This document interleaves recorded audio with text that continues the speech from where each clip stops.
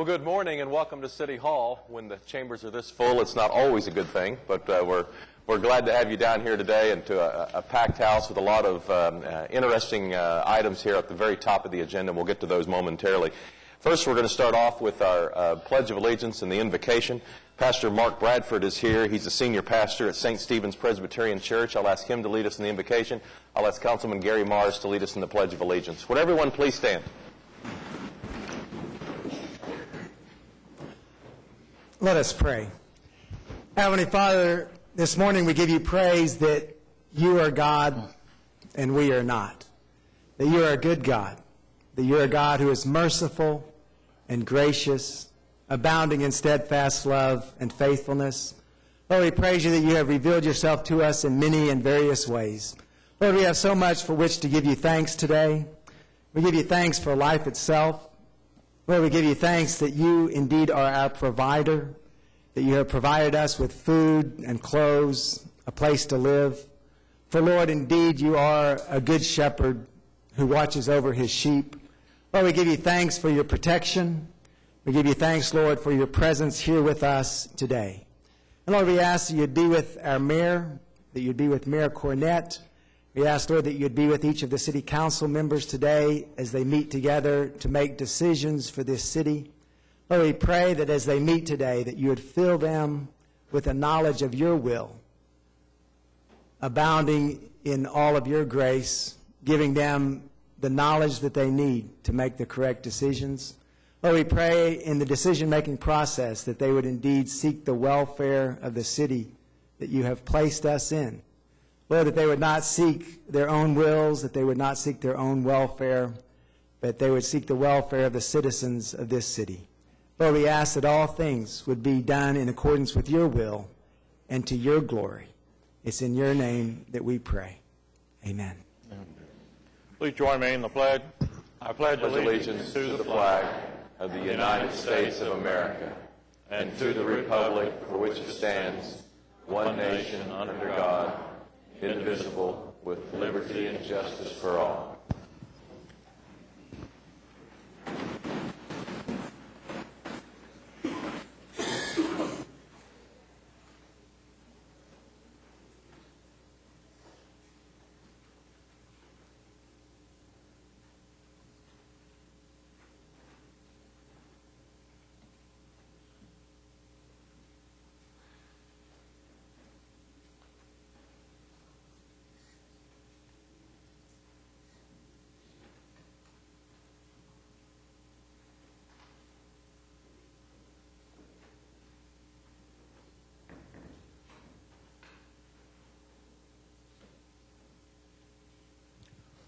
Well, National Night Out is coming very, very quickly, and the room is so crowded I've lost Georgie.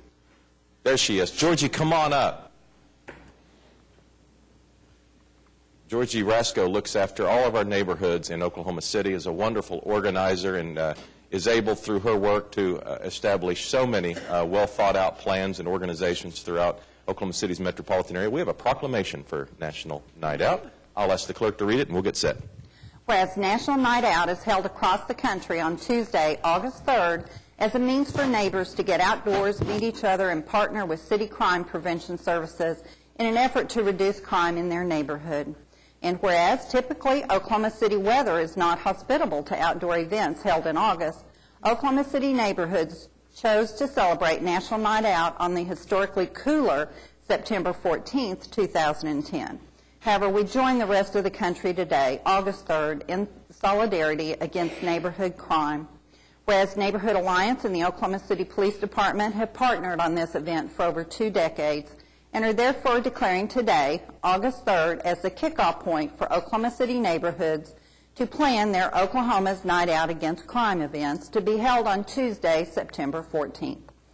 Whereas it is important that all citizens in Oklahoma City be aware of the importance of crime prevention programs and the positive impact that organized neighborhoods can have on our entire city.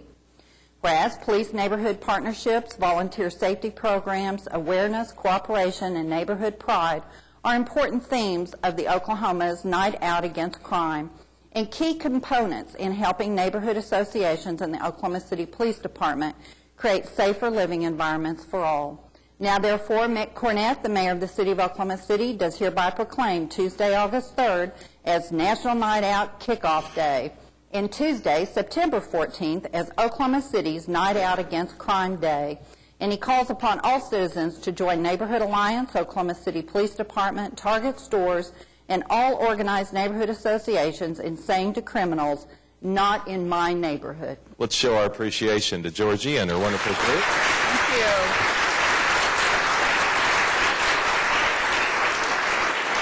It's so wonderful to see some people here today that are supporting not only their own neighborhoods, but we know that by having organized and cohesive neighborhoods, it makes us a better city as well. So I want to thank both the chiefs, the chief of police and the chief of fire, both for coming out today and bringing their people. We also want to ask Target stores if they would come forward. They have a small gift for each of the people on the horseshoe today to kind of kick off also, and Target is a great national supporter. So we look forward to coming back to all of your parties on September the 14th when it's much cooler than it will be this evening. Thank you very much, Mayor, for all your support as well. You bet. And let's have everyone who's here for the neighborhood associations to stand up. If you're here to help support Georgie and draw attention to crime prevention in the neighborhoods, please stand, would you? These people represent neighborhoods all over Oklahoma City. Now let's show our appreciation to them. Thank you very much.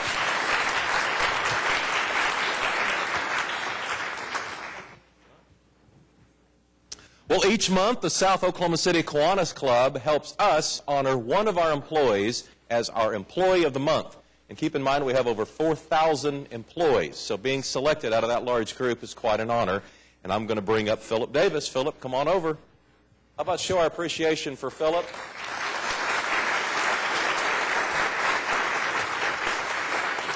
Philip grew up in Oklahoma City. He's a graduate of Oklahoma City Public School System, has worked for our Parks Department for the last 22 years.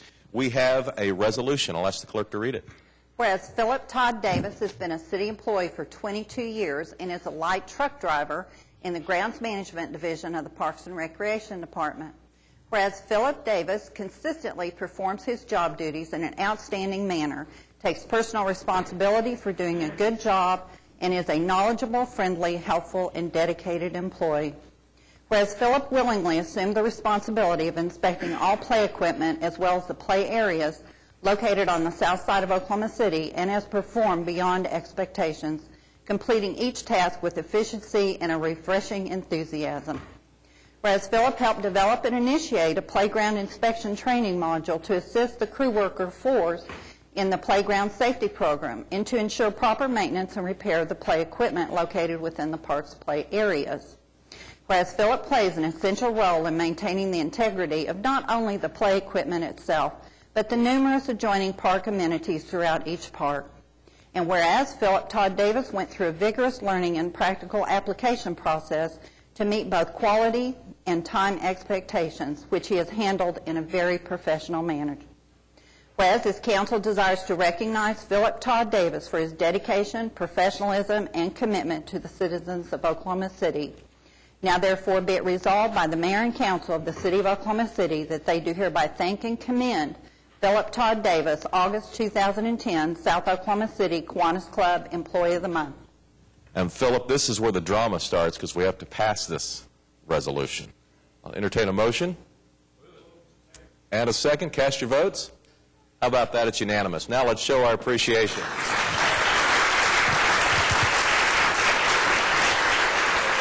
Philip, thank you for you and your co-workers for everything you do for the city of Oklahoma City.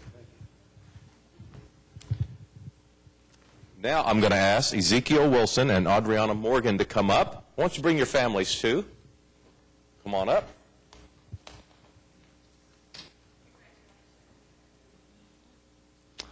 These two, immediately to my right, are extraordinary athletes, and they have been competing nationally in the Hershey Track and Field Championships. We're going to hear more about it right now. Whereas the Hershey's Track and Field program was created over 30 years ago to promote youth physical fitness and provide fun learning experiences for children 9 to 14 years old. And whereas the Hershey's Track and Field program has been instrumental in providing a clear health and well-being message to youth. Whereas the Parks and Recreation Department promotes and organizes one of the many local competitions throughout Oklahoma and North America with over 400,000 children competing in the Hershey's Track and Field Games annually. Whereas Oklahoma City youth, Ezekiel Wilson and Adriana Morgan, are two of the 6 Oklahomans who have been selected from a 6-state region to represent the city of Oklahoma City and the state of Oklahoma in the national finals beginning on August 7th in Hershey, Pennsylvania.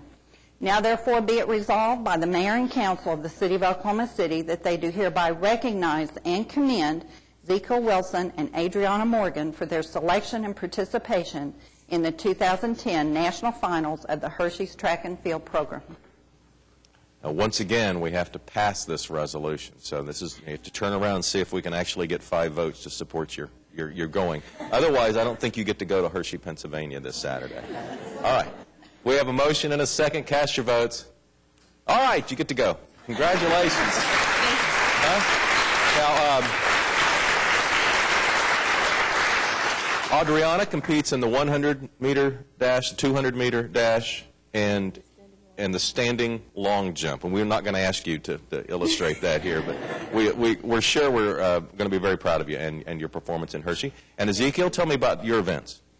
I'm participating in the softball throw. In the softball throw. And how far can you throw a softball? I can throw a softball 138.5 feet. Good grief. Okay. You're going to throw it all the way from Hershey all the way back to Oklahoma, aren't you? Well, congratulations to you two and your families, and have fun in Pennsylvania, and I have a resolution for each of you. So, Ezekiel, if you'll take that. Adriana, if you'll take this one. And we'll show our appreciation to these two.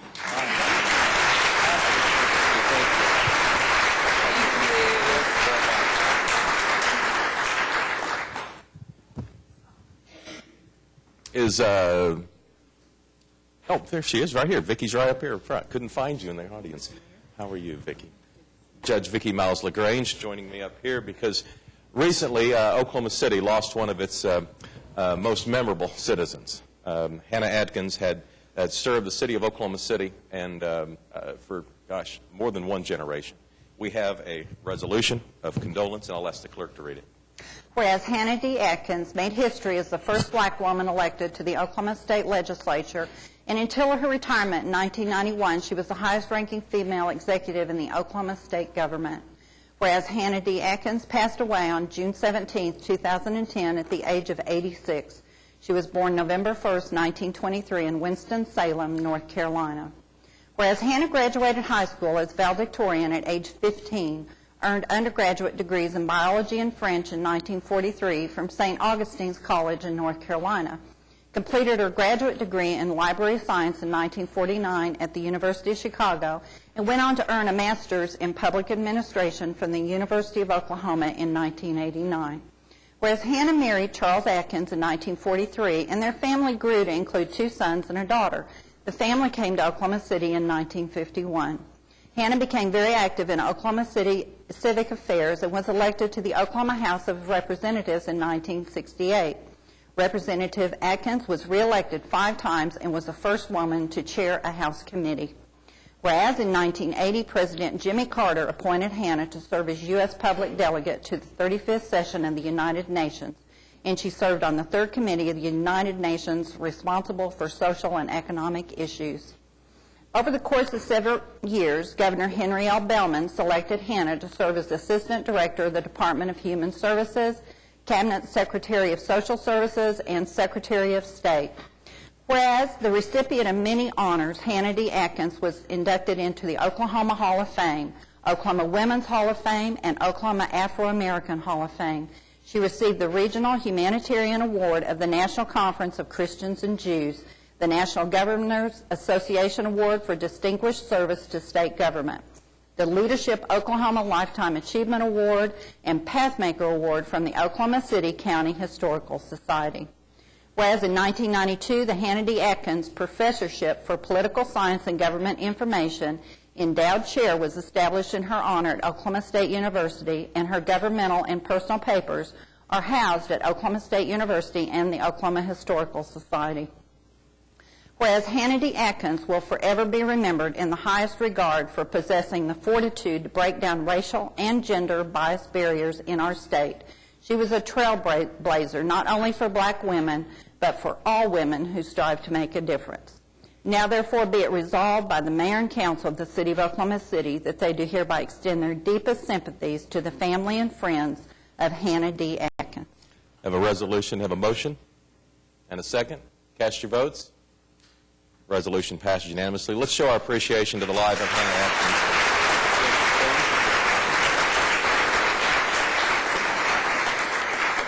To our mayor, Mayor Cornett, and to members of the City Council, thank you very much. My councilman, Councilman Kelly.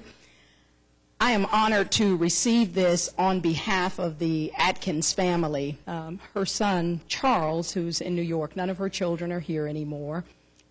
He knows that I am here this morning, and on behalf of the Atkins family, Mayor Cornett, Charles asked me to bring a special appreciation on behalf of the Atkins family. As you know, their dad, Dr. Charles Atkins, served in this august body as a member of the Oklahoma City Council for many years, Ward 7. They have many, many fond memories of the Oklahoma City Council, and on behalf of the eldest son, who is a retired career diplomat, Edmund Atkins, Charles is a principal at Morgan Stanley in New York, and the daughter, Valerie, is a lawyer, and she has two grandsons. One is a lawyer, and the other is in college now.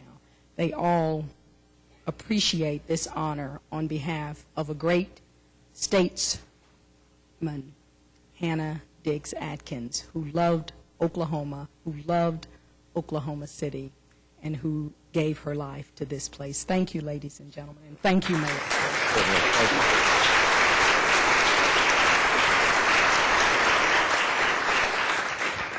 you. Mayor, may I, Judge LaGrange, I would like to acknowledge the fact that here we, in the state of Oklahoma, how fitting it is to see that the state of Oklahoma will have its first female governor, and to know the history of the legacy of women in this state, and that an African American that didn't look at herself as black, white, or anything other than a true human being that fought for the human conditions of individuals all over the state of Oklahoma and elevated to positions for the United States and outside of the United States.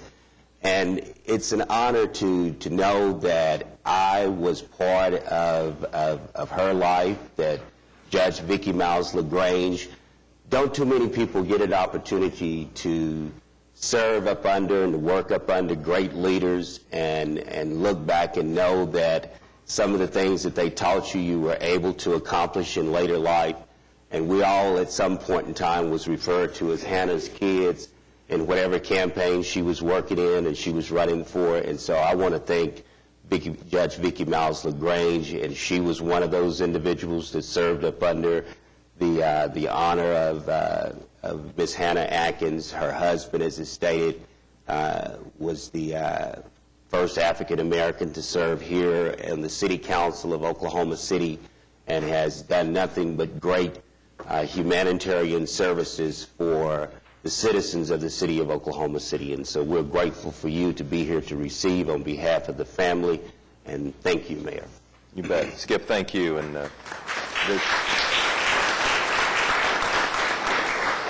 no question, she inspired generations of Oklahoma Cityans, and we're better for her life.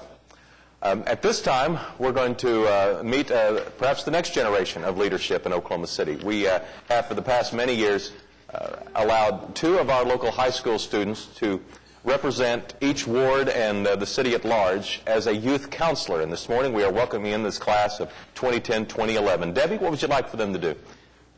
Okay, we'll have the youth counselors come up and stand behind the ward of which they represent.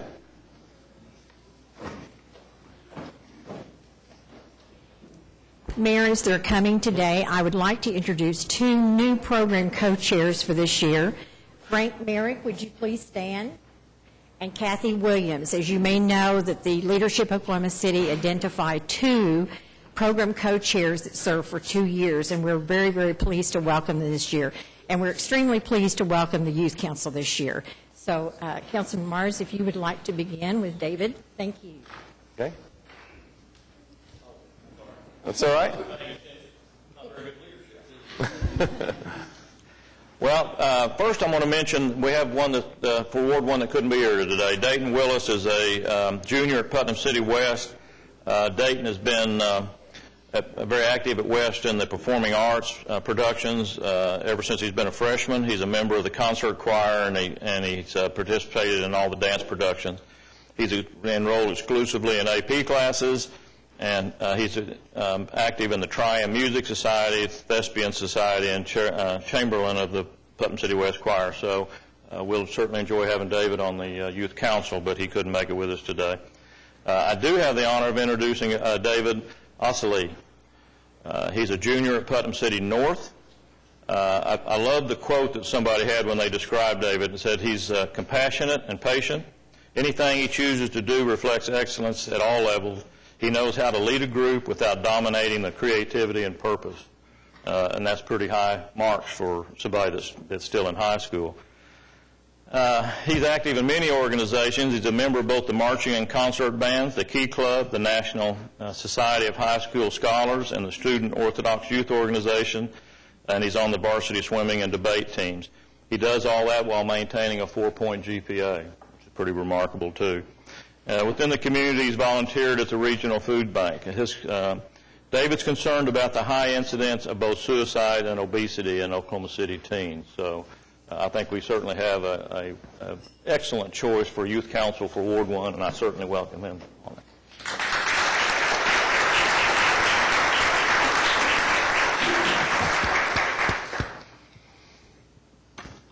I have the privilege of filling in for Sam Bowman today, who's not able to be with us. He has two youth counselors. First, a senior from Aztec High School who's not able to be with us also, Danielle Rhodes.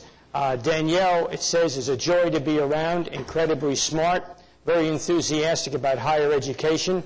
She's a member of the Multicultural Club, the Outlaw Softball Team, the Legit Dance Team, the Student Council, the Yearbook Staff, and Glee Club. She serves as basketball manager and school secretary as well as a class officer. She's volunteered for Meals on Wheels, the Mecklenburg Community Center, and her church outreach program. She would like to encourage local youth to use their productivity and to motivate them to stay in school. So we're going to welcome Danielle to the Youth Council. And then I have the privilege of introducing Corey Winston. Corey is a junior at Millwood High School. He's a member of a number of different clubs. He's class president, BPA chapter president. BPA stands for Business Professionals of America. So that's great. He's a member of the FCA, the National Honor Society, the Leadership Corps. He's also a member of the Millwood golf team, so Chief, stay away from him. I think we've got a hustler on our group. All right. He's worked with Habitat for Humanity, the National Youth Christian Council, Feed the Children, Relay for Life. His goal, he would like to see more attention paid to school dropouts and drug use and gang violence that affect Oklahoma City teens. So, Corey, it's a pleasure to welcome you as the Ward 2 Youth Counselor. And do you have some folks here today? Yes. Would you introduce them? Yes, I have a lot of. My parents, Terry and Teresa Hines, my brother, Craig Guest, my youth pastor, Minister Myron Johnson, and my boss, Reverend Travis Rollins.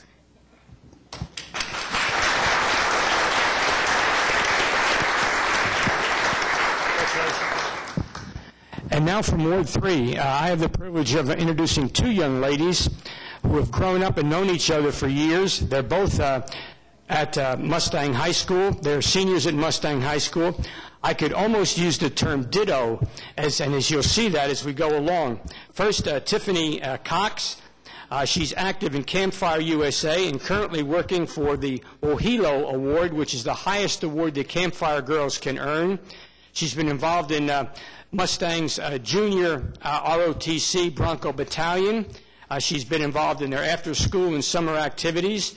She's been named to the Youth Leadership Conference at Oklahoma City University, and you attended a leadership bowl in Washington, D.C., is that correct? all right, and has a 3.6 GPA, has received the Presidential Award for Community Service, has been named Superior Cadet for the second year in the Junior ROTC. She's thinking about going to a number of different colleges, hasn't made her mind up yet, but she's seriously considering going into the military, is that right? And so to be an officer in the military. Her goals are to have people show more respect for our country. She's concerned about the sexual activity and sexual transmitted diseases. And she's also very interested, Mayor, it fits right in with your program, physical fitness and respect for their body. So it's a real pleasure to introduce to you Tiffany Cox. And Tiffany, you have some folks that you want to introduce. Yes, sir. All right. I have my mother and father, Joe and Connie Cox. My grandmother, Phyllis Myers. Very good friends, Michael Connor and Carol Connor. And Tori Whitney, one of my good friends.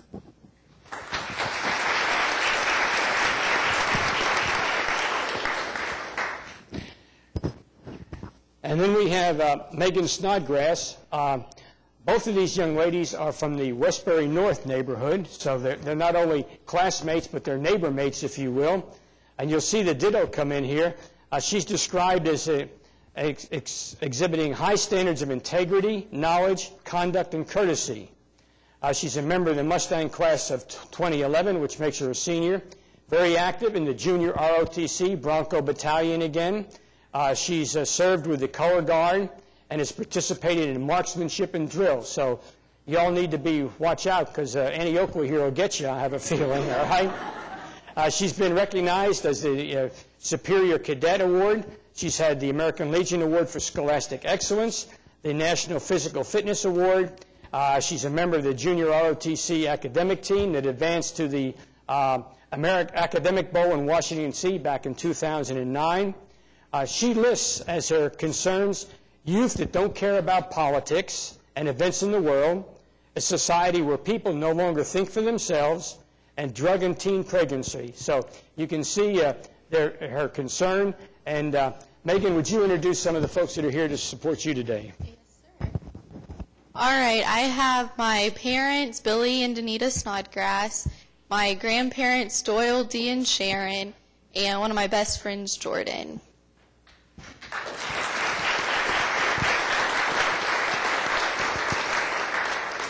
Thank you. And I think you can see from these three young people that we just introduced how important parental and family support is.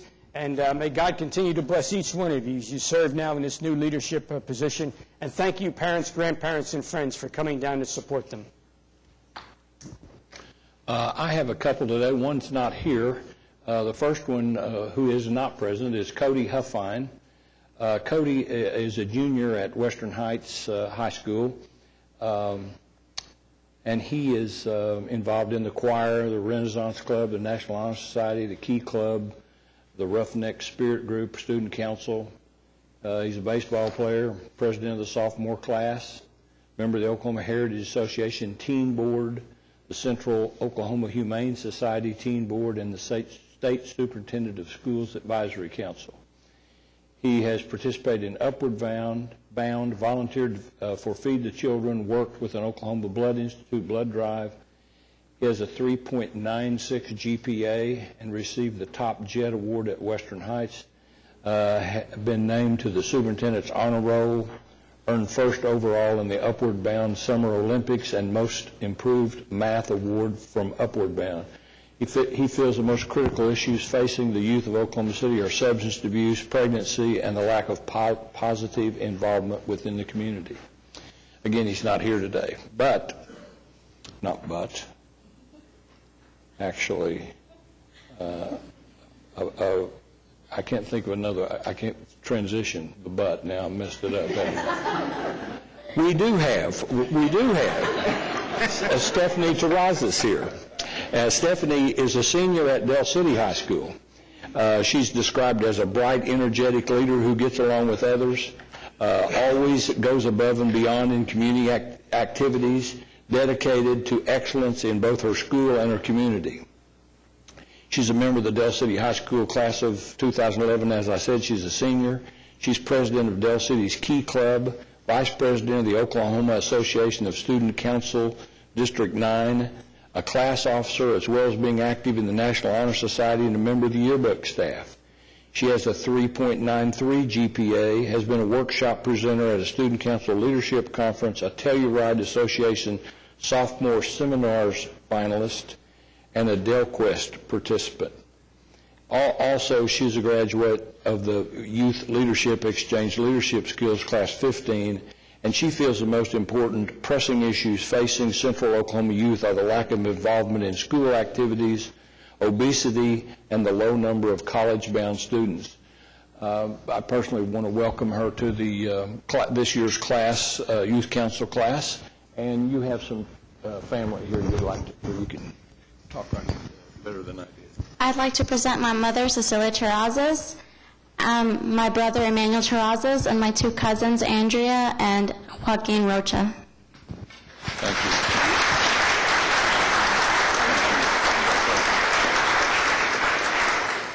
I have the honor of introducing Maddie Reddick and Oliver Ting. We'll start with Maddie. She is a junior at Bishop McGinnis Catholic High School. She's active in her school. She's in the Drama Club, the Latin Club, a member of the Debate Club, the Key Club, and the Clancy Club. She plays varsity basketball and volleyball. She is active in a number of volunteer activities, and despite doing all of these activities, she has maintained a grade point average of 4.476.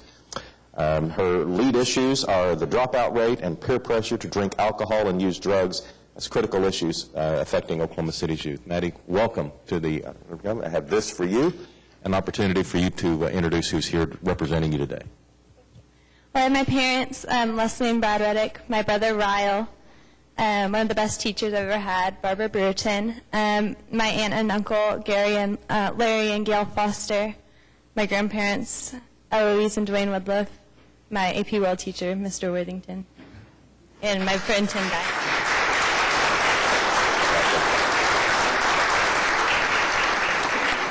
Oliver Ting attends the Classen School of Advanced Studies.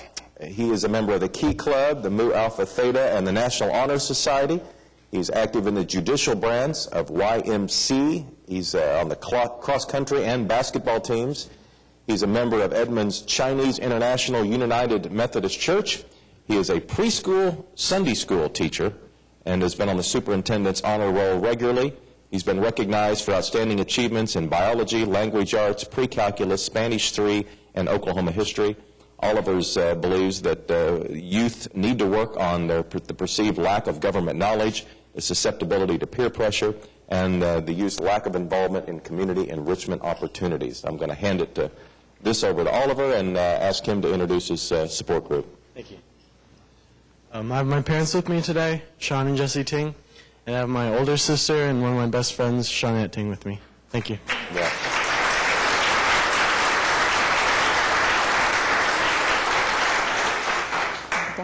Good morning. I have the privilege of standing in for Brian Walters today, and so I'd like to introduce the two Youth Council members from Ward 5.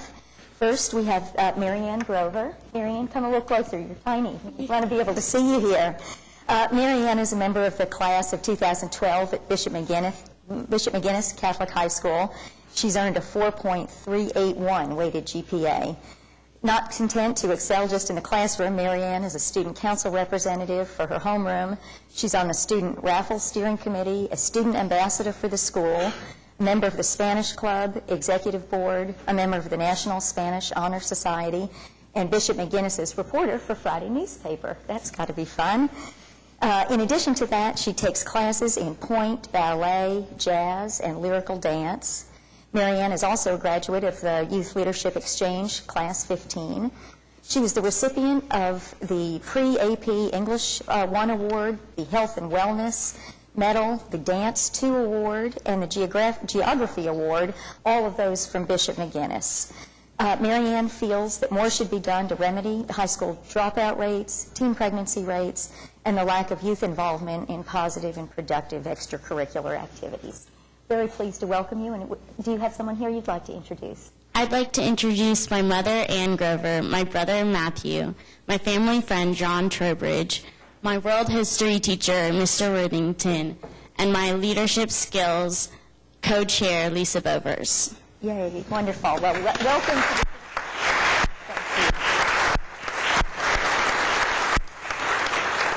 It's next my pleasure to introduce Andy Habib as the Ward 5 council member. Andy is a member of the class of 2012 at Christian Heritage Academy. He was described as a young man that brings a good balance of discipline, focus, initiative, diligence, and fun to the Youth Council. So we're really going to look forward to working with you. Andy has a 4.0 GPA and participates actively in Student Council, Salt and Light, where he has worked with Special Olympics, and taught 6th grade Bible lessons. Also the National Honor Society, with whom he has volunteered at the Oklahoma Blood Bank and the Regional Food Bank. Andy is a black belt in Taekwondo, so girls, you guys need to get together with each other. Andy's been on the Headmaster's Honor Roll every year since the 7th grade, and he's won the Diligence Award for his continual perseverance and academic drive. Andy also plays varsity tennis and football and has won gold in the ACSI Regional Science Fair. He feels that threats to area teens include some popular music, premarital sex, and gang membership. Andy, we want to welcome you as the Ward 5 Youth Council representative. Thank you. You didn't have anybody to introduce. Thank you. And now it's my pleasure to introduce the Ward 6 members. First, we have with us Jennifer Nunez. Jennifer is a member of the class of 2012 at Capitol Hill High School. Some of the words that were used to describe Jennifer are good judgment, mature outlook, responsible, team player, strong work ethic. All words that were used by people that know her, and all which will apply very well to her service on our Youth Council.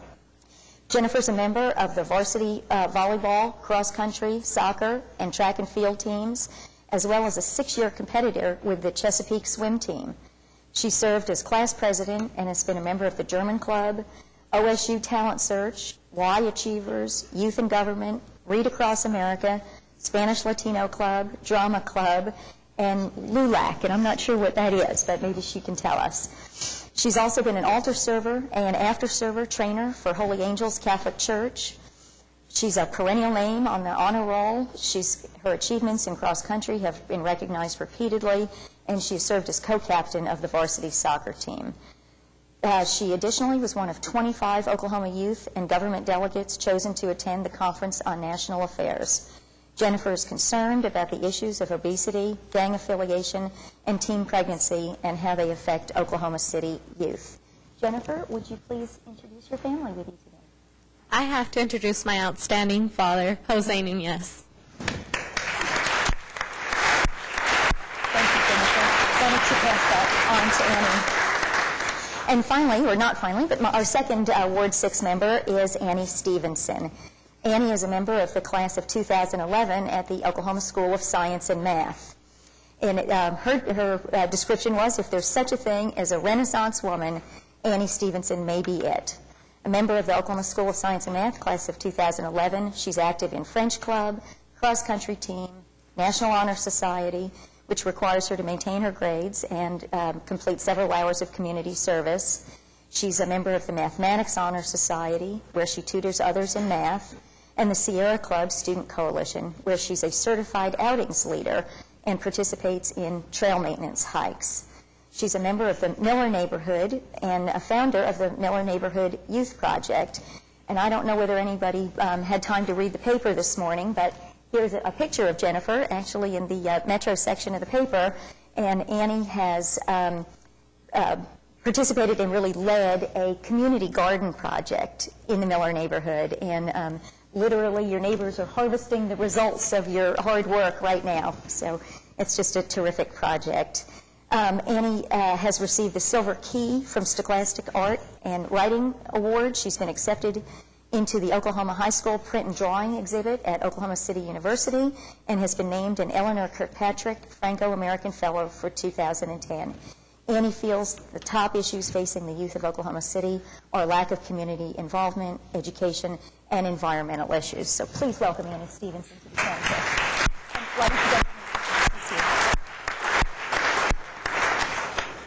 I'd like to introduce my mom, Olivia Walcutter, Marcia Greenwood, a past teacher, Jack Gleason, my Dean of Students, and Bruce Hall, the chair of my neighborhood association.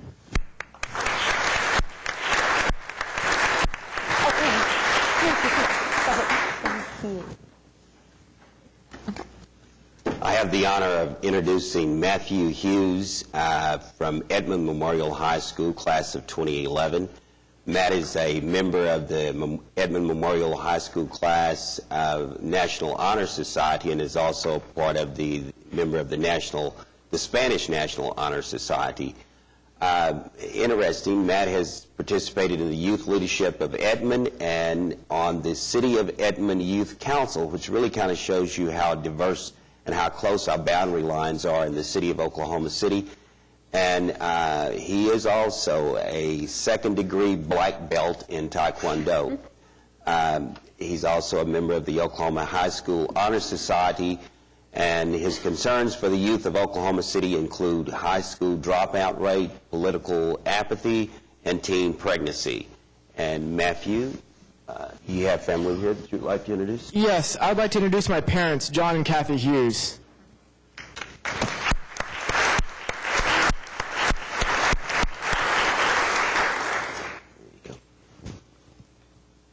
And the next member for this Ward 7 City Council is Aaron Jack. Is that right?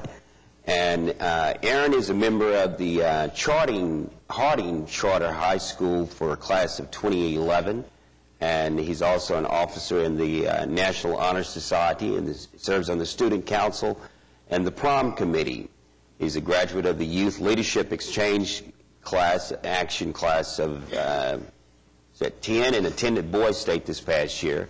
He's named Eagle of the Month to the Harding Principals Honor Roll, and he also participates in a competitive rowing group with the Chesapeake Boathouse.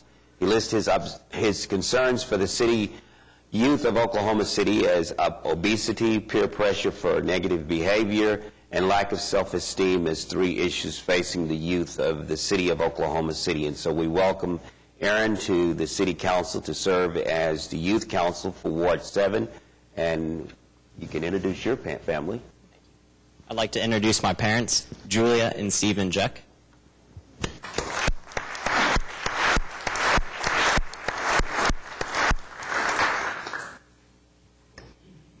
Your Honor, thank you. I'll have to admit I'm awed and more than a little intimidated by introducing the 2 young men we have representing Ward 8. They'll get used to being representatives of Ward 8 and being last in a lot of things, but it's not personal. It's just numerical. The first young man I'd like to introduce, David Ding, is class of 2012 at Edmond Santa Fe High School. His achievements are truly awe-inspiring. He's participated in the Spanish Honor Society, the debate team, marching band, wind ensemble, pit orchestra, National Honor Society, where he is a junior representative. In addition, he has volunteered at the Children's Hospital, where he was named Best Volunteer of the Second Period, the Oklahoma Children's Theater, and the Metropolitan Library. He's been named to the Regional Coda Band 3 times and was also an alternate for the All-State Band. He has a 4.0 grade point average in the top 2% of his class, something he and I share. I was in the top 98% of my class, so it's very similar. He's a graduate of the Youth Leadership Exchange, class of 15. His specific concerns for Oklahoma City, and this is sort of interesting because it's come up several times today, is the overall state of health of Oklahoma. And he's also concerned about the influence of gangs in Oklahoma City. David, I think you have some people you'd like to introduce. I would like to introduce my mom, Huining Da, and a family friend, Debbie Downs.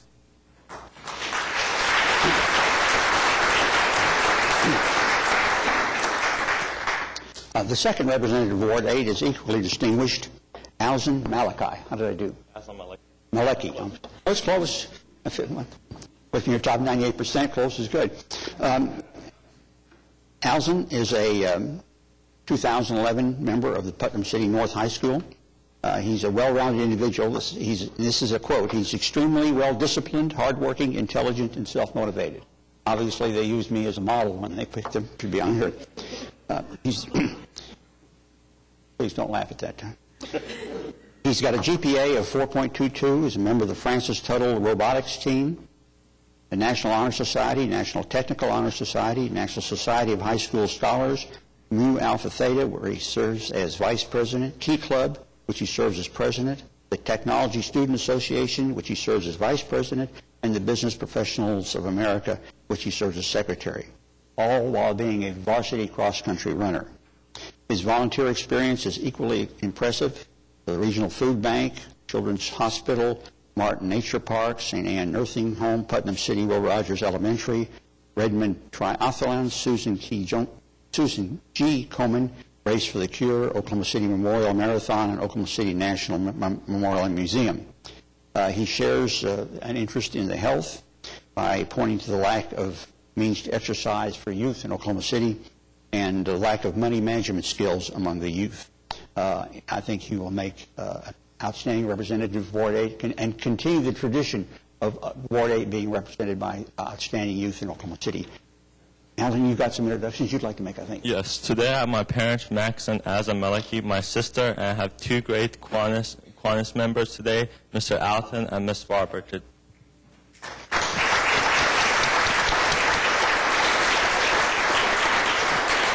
Alton, thank you very much. Mayor, if I could real quick, I want to apologize. I know David had some family here too, and I'd like to get him to introduce him. Yes, today I brought with me my father, Majid Osley, my mother, Sherry Osley, my sister, Alexandria Osley, who was part of this organization 2 years ago, and my little brother, Andrew Osley.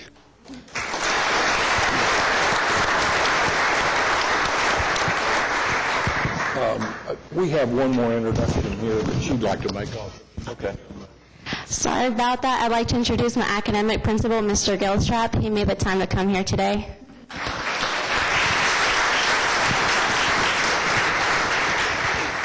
Thank you all for coming down, and thank you for all the support group that came down to welcome these young men and women into the Youth Council for the class of 2011. Mayor, if we could take a couple of seconds, I'd like to recognize their adult leaders this year. Frank Merrick and Kathy Williams will be herding them through the class of the years to come. And, of course, Mary Walsh, wherever Mary's at, the leader of the youth. Thanks, Gary.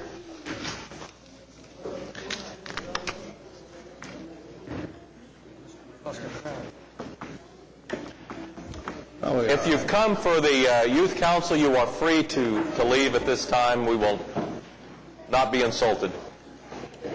We promise.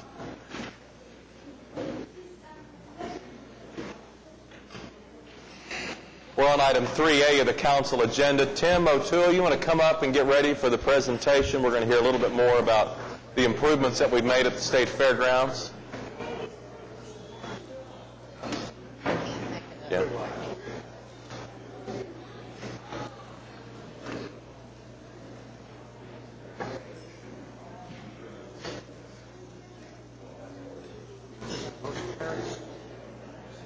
I think so. Especially with, we had 3 kids not here.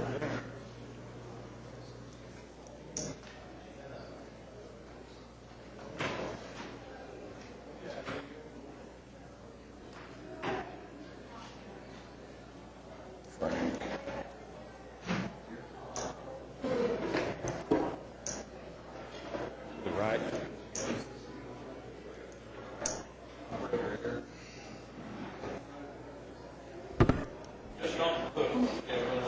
One way or the other. Good morning. Are you ready for me? We're ready. Okay. Good morning, Mayor, ladies and gentlemen of the council. Appreciate the opportunity to update you on State Fair Park, where we are.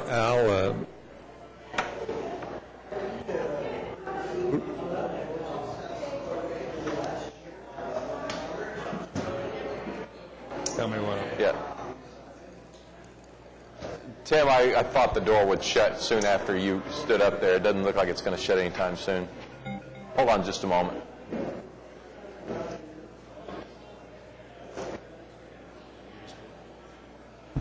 All right. Go ahead. I just want to show you a little bit of the difference of State Fair Park today and where we were in 2005 when we started our projects on the hotel motel tax. In 2005, we had 430 acres. Today, we have 434 acres. We had 17 structures. We now have 22. We had approximately 900,000 square feet of building space, barns, livestock areas. We now have a little 1.2 million square feet of structures at about 2,200 permanent stalls in our facilities. We now have 2,800 permanent stalls. We had about 1,500 paved and striped and lit parking spaces. We now have about 6,500 of that as a result of our improvements. So we've made some progress. In specific area, most recent amount of improvements have been made in the Norick Arena. We did interior lighting. We totally replaced all the lighting inside the arena, upgraded that. Box seats, 2,000 of those seats were upgraded. We were able to put in a scoreboard and a sound system, about $3.1 million. We did lobby and interior renovations, and the lobby I'll show you here in a minute is mainly that part of the facility that was built in the early 1980s and had to have some roof renovations to it from leaks on it on the front side, and I'll show you that, and all that totaled about $4.1 million. And then we did exterior renovations, which are most notable in the paint job. But there were obviously a lot more things that had to be done besides that. It's a waterproofing painting process as well as some concrete column restoration that needed to be done. All told, we spent about $8.7 million on the arena. And as you can see, the green roof area there, that's the area I was talking about, the lobby. This is the front, the main entrance of the arena. Then you notice the paint, the whole exterior was repainted, and then the brown top hat, if you will, was created on the top ring of the arena, those renovations up there. And then I believe this next shot is just a close-up shot. You can see of that the connections where that roof system connected into the building for the lobby that was built in, I believe it was 83. There were some leak problems there that caused ceiling issues and electrical issues that had to also be updated and repaired. But that's the close-up of that. And then these are the seats inside the arena, 2,000 of those. We got those installed in January. That's the most widely used area of the arena, both for all of our events, and obviously for our horse show events. We've got very good comments from our customers about that. This is a shot that was actually taken during the current show that's going on, the American Quarter Horse Association Youth World Show, that shows our scoreboard. This board is very similar to the board in the Cox facility, but it was designed specifically for the Norick Coliseum. And you see the support ring. This is the same shot of it, just a little close-up. You can see the people sitting in those lower seats there, the renovated seats in that area. This is a shot that we take during the State Fair every year, usually on either the first or the second Saturday, depending upon the weather conditions.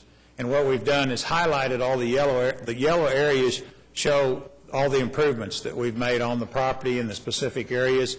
At the top of the photograph is North 10th Street, runs along the top of the photograph, and then, of course, the bottom of the photograph would be Reno Avenue, and that kind of gives you the scope of what we have done. We have completed about 42 projects, a little over $72 million, I believe, in monies at this time on the property when everything is completed this year.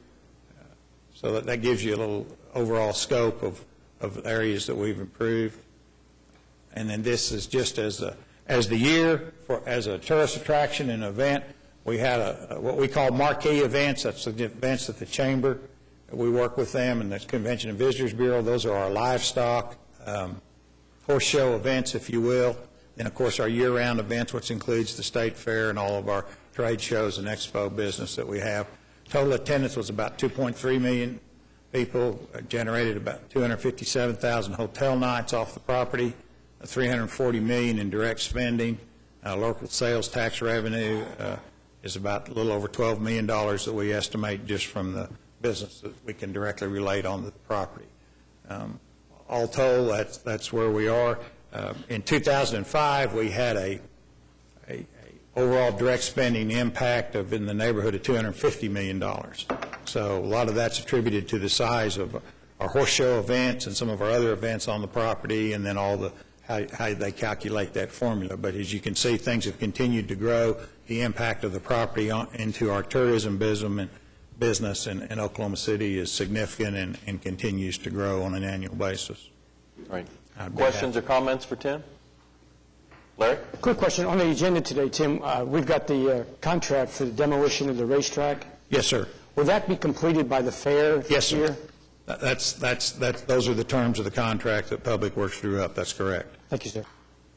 I would, Mayor, if I could, just a comment. I was out over the weekend for the opening of the Hispanic Expo, huge crowds, and the horse show business was just amazing. But the work looks terrific, Tim, and you continue to really do very fine work upgrading the fairgrounds for all the citizens. Thank you. We have a lot of great people that work on it and work with us. Tim, we had an issue out there last Thursday with a little bit of a piece of concrete fell off the roof. Could you update the council as to what that issue is and where you're at? I'd be happy to. We had a piece of ceiling tile that fell in the upper seating bowl. If you were familiar with the interior, it's in Section 302. Once that happened, it happened about 3:30 on Tuesday afternoon. The arena was not occupied for any event. We had people in the arena, probably a dozen or so people, setting up for the AQHA show. Once we became aware of the event, we notified City Engineer's Office and contacted our structural engineering firm that has been involved with this since about 2007, I believe, Zoll Ford. They came to the property right away. As an abundance of caution, when we assessed the situation, we cleared the arena. We asked people to suspend their setup activities for the show until we could have an opportunity to try and assess what had occurred. Structural people told us that the arena appeared to be sound.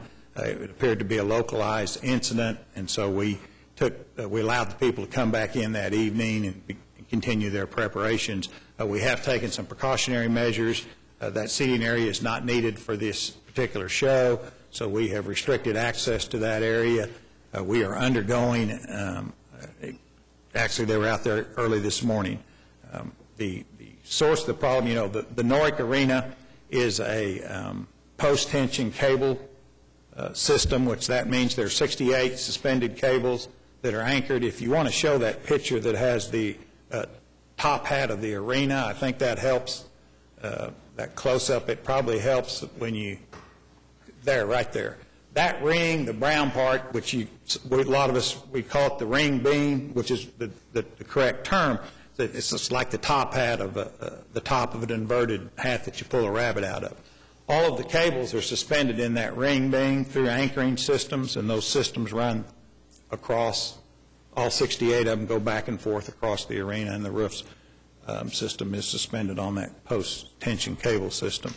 So we went up, the structural engineers identified the area where the source of the problem may occur. They have excavated that area. They are looking at it for the potential cause of what is going on. It's my understanding we have a proposal from a local contractor and under the supervision of the construction engineers. We will probably excavate all of those openings to ascertain what is going on there, to see what caused the incident, because we do have an incident. In 2005, we had a structural firm was engaged by our architects at the time, Frankfurt Short and Boozer, their structural department. They did a preliminary study on some of these anchor systems at that time. We will go back into those systems and assess them and see what we have. It is a very fluid situation right now. The structural people, the arena is sound. If we had any issues with safety, with public safety, we wouldn't have anybody in there.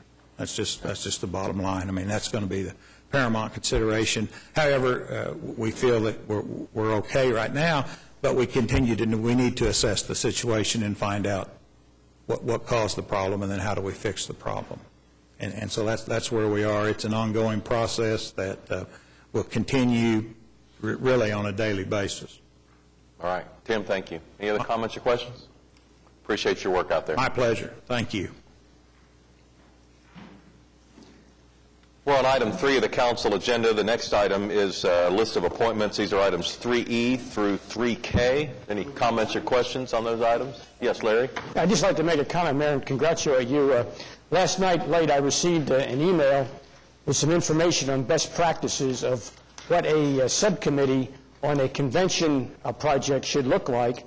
And I was amazed as I went down the suggestions of the type of people that should be on a convention subcommittee, how it mirrored the suggestions that you have here under item F. So I think we stand in very good position to have an excellent subcommittee there, and it was just encouraging to see this best practices from other cities who have gone through this, how your selections matched up.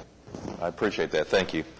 We have a motion and a second. Voting on item 3E through 3K. Cast your votes. Passes unanimously. On item 4, this is the Journal of Council Proceedings. Item 4A is to receive the Journal of Council Proceedings for July 20th, and item 4B is to approve the Journal of Council Proceedings for July 6th. We have a motion and a second on item 4. Cast your votes. Passes unanimously. And item 5 is request for uncontested continuances. Mayor, a few this morning, starting on page 22. Page 22 under item 8G1, item C, 2505 Northeast 11th Street. We ask that that be stricken. The owner has removed. Item F, 1220 Northwest 18th Street. We ask that that be stricken. The owner has removed. Under page 23, item L, 100 Northwest 22nd Street. We requested a deferral to September 17th. Item M, 108 Northwest 22nd Street. We requested a deferral on that to September 17th. Under item 8H1C, we ask that that be stricken. The owner has secured. Item F, 10916 Maple Grove, we ask that that be stricken. We need to rework for additional violations. And item K, 1628 Northwest 15th Street, we ask that that be stricken. It is now occupied. Any other requests for uncontested continuances? All right. We'll recess the council meeting convened as the Oklahoma City Municipal Facilities Authority. There are 5 items. Any comments or questions on the MFA? All right. Cast your votes. Passes unanimously. Adjourn OCMFA, convened as the Oklahoma City Public Property Authority. There are 3 items. Comments or questions on the PPA? All right. Cast your votes. Passes unanimously. Adjourn OCPPA, convened as the Oklahoma City Environmental Assistance Trust. There is 1 item. All right, we're voting on the EAT. Cast your votes. Passes unanimously. Adjourn OCEAT and reconvene the council meeting with a consent docket. Do we have a second? All right, we have a motion and a second. I know we have a presentation on item 8E from Dennis Clowers. Dennis, you want to come on up and get ready, and any other council comments that we can get ready for as they continue to peruse the consent docket? D, okay, Pat. All right, Dennis, go ahead and get started. Okay, Mayor and Council, thanks for having me this morning. We're here on item AE, which is an item to authorize staff to negotiate a contract with the selected vendor for the Intelligent Transportation System. We've been underway with this project for probably not quite a year. The last time I made a presentation to you was back in March, and it was about the time that we were completing the RFP process. I'd like to spend just a few minutes going over some of the things I presented then, and then we'll get into a little bit more of what we're asking you to consider today. You recall the project purpose is to utilize the existing city-owned Wi-Fi network for two-way communications with all the city traffic signals and implement this automated signal timing with state-of-the-art technology. The benefits that we hope to realize, of course, are to reduce travel time. That was the major benefit that we were shooting for, reduce travel time on all major corridors, to reduce emissions from vehicles, to reduce gasoline consumption, and to replace some antiquated traffic signal equipment. The citywide signal system involves over 700 traffic signals. The project is comprised of 3 major components. The first is the communication network, which is already installed. The second is the system software and hardware, which we're considering today, and then the central office equipment. Project timeline, We began this last fall. In December, an RFP was issued. Staff spent quite a bit of time preparing that RFP, and it went out in December. We received 4 proposals. There are 5 what we consider major signal manufacturers in the country, and we received proposals from 4 out of those 5. Interviews were conducted with those 4 in March, and it was decided to allow all 4 of them to make equipment installations on selected corridors. Those installations were done in May. The demonstrations lasted basically 30 days and were done in June.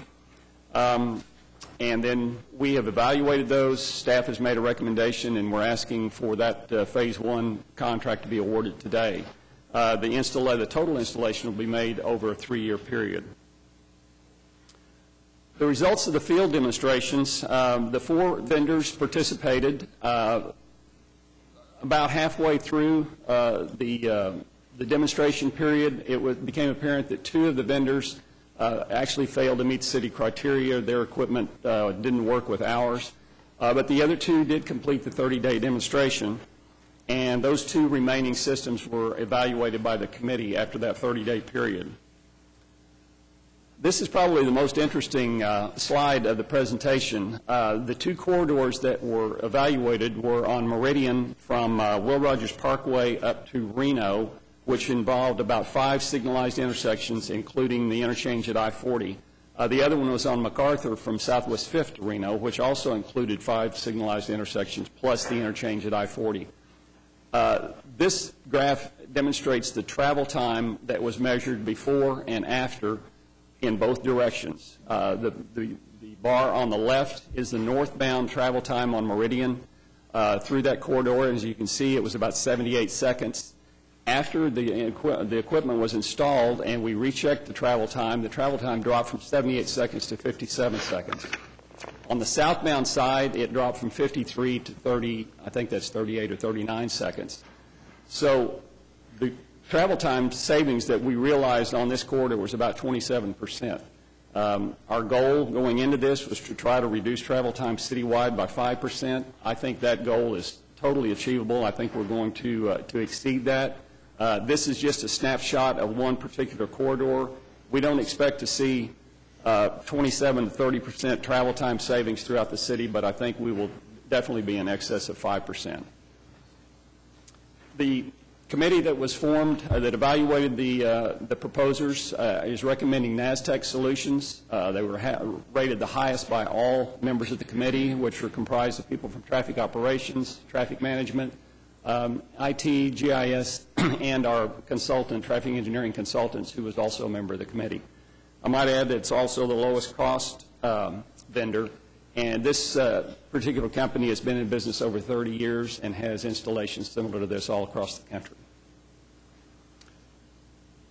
You might recall the 2007 bond authorization. The traffic proposition included about a little over $12 million to synchronize 18 different corridors throughout the city. Those 18 corridors are shown here in green. And then what we will do with this project, we've superimposed the city limits on here, and there's about 300 signalized intersections in those 18 corridors. This will allow us to interconnect and synchronize all 713 intersections throughout the city. The little traffic signal symbol shown on there kind of gives you an idea of the outskirts of the signalized intersections we have. So you can see how much greater an area we're going to be addressing than just the 18 corridors that were included in the bond authorization. The cost of this project, we've already spent a little over $1 million to install the Wi-Fi communication system. To do what we want to do in the 3 phases with NASTEC is we anticipate it will cost about $9 million to address all 713 intersections. We think there will be another about $1.5 million to $2 million for the central office equipment and other related things that need to be done. So we're going to be, we think we're going to be a little bit under the $12 million that was included in the bond authorization. But again, we're addressing the entire city instead of these 18 specific corridors. That completes my presentation. I want to recognize Dennis Haken with traffic management staff who was in charge of this project, and he and the committee that he formed did an excellent job, and I'll be happy to respond to questions. All right, Pat? Your Honor, thank you. Dennis, I understand, I think I heard you say NASTEC will be responsible for the whole project. This phase one is just a financial or economic consideration. Correct. Phase one is about $1.8 million. But NASTEC ultimately will be responsible for the installation of the whole system. That's correct. Okay, thank you. And second, you mentioned a central office. Will that central office have sort of a control center approach to things? Yes. When will that be installed? We will need to come back to you for authorization to do that work. We'll need to get the work done in the field before we get the central office put together. We'll probably put the central office together toward the end of the 3 phases of the As these phases are installed prior to the operation of the central office, will they be effective then as improving the flow of traffic? I'm going to ask Dennis Haken to address that. The central office will be necessary to coordinate whatever installations we do. So the software that NASTEC will be providing and the computers and the monitors that we need to monitor the system will be necessary through all 3 phases. Okay. To make sure I understand you, then the system won't be fully functional until we get the central office installed. Correct. And like on phase 1, depending on what intersections we select for those, the central office system will need to be in place for that. Okay, so you put the central office system in place as part of each phase of the construction? Correct. Okay. But there won't be a final project that deals exclusively with... No, but as the different phases go in, they'll be able to be coordinated and controlled by the central office. And approximately, in sort of general terms, where is the construction associated with phase 1 in terms of traffic signals? Those locations haven't been selected as far as I know at this time. Thank you, Your Honor. Mm-hmm. Any other comments or questions for Dennis on item AE? All right, Dennis, thank you. Thank you. Pat, you wanted to speak on item D? Just a sort of a clarification and a compliment on our city's negotiators. This is a project to purchase some vehicles for our traffic inspectors, the meter maids, I hate to use that term, but the people who go around getting parking tickets. Traffic enforcement. Traffic enforcement. Parking enforcement. See, being in the upper 98% eloquence is not one of my skills. But the question I had was, or the compliment was, as I read this description, that the vendor will replace the vehicles we're purchasing now with hybrid vehicles when they are available at no cost to the city. And my impression is that we'll be getting a really good deal because we'll drive these cars for a year or so and then get a brand new vehicle to replace it at no additional charge. Is that correct? Yes, sir, Councilman. When we started looking at purchasing the new vehicles for the parking enforcement, we were looking at all types, electric, hybrids, natural gas, those types of things. And they're developing a hybrid right now in the Go For, which we find to be more conducive for the work that we have downtown. And they've agreed once that vehicle is complete that they'll replace those free of charge. So these vehicles that we're purchasing now, we'll get brand new hybrid vehicles once they're finished. Do we have any feel at all as to when those hybrid vehicles might be available? Well, we're hoping it'll be done within a year or so. I mean, they said they're almost ready for production on those vehicles, and once that's done, then they'll replace the ones we have. Okay. I think it'd be interesting to the council to get some kind of notification. I know it's a sort of informal kind of thing as to when those vehicles were replaced. I think we can do that. And then I guess our plan would then, if the hybrids work out, as we replace these vehicles, we would replace them with a hybrid vehicle or some kind of more energy efficient. Correct. Okay. Good. Thank you, Chief. All right. Any more comments? Yes, Meg. Just one very simple comment, and this is on item Y.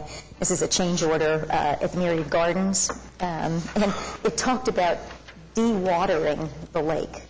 I assume that means draining the lake. Well, yes, but dewatering is a much better term. Much better term.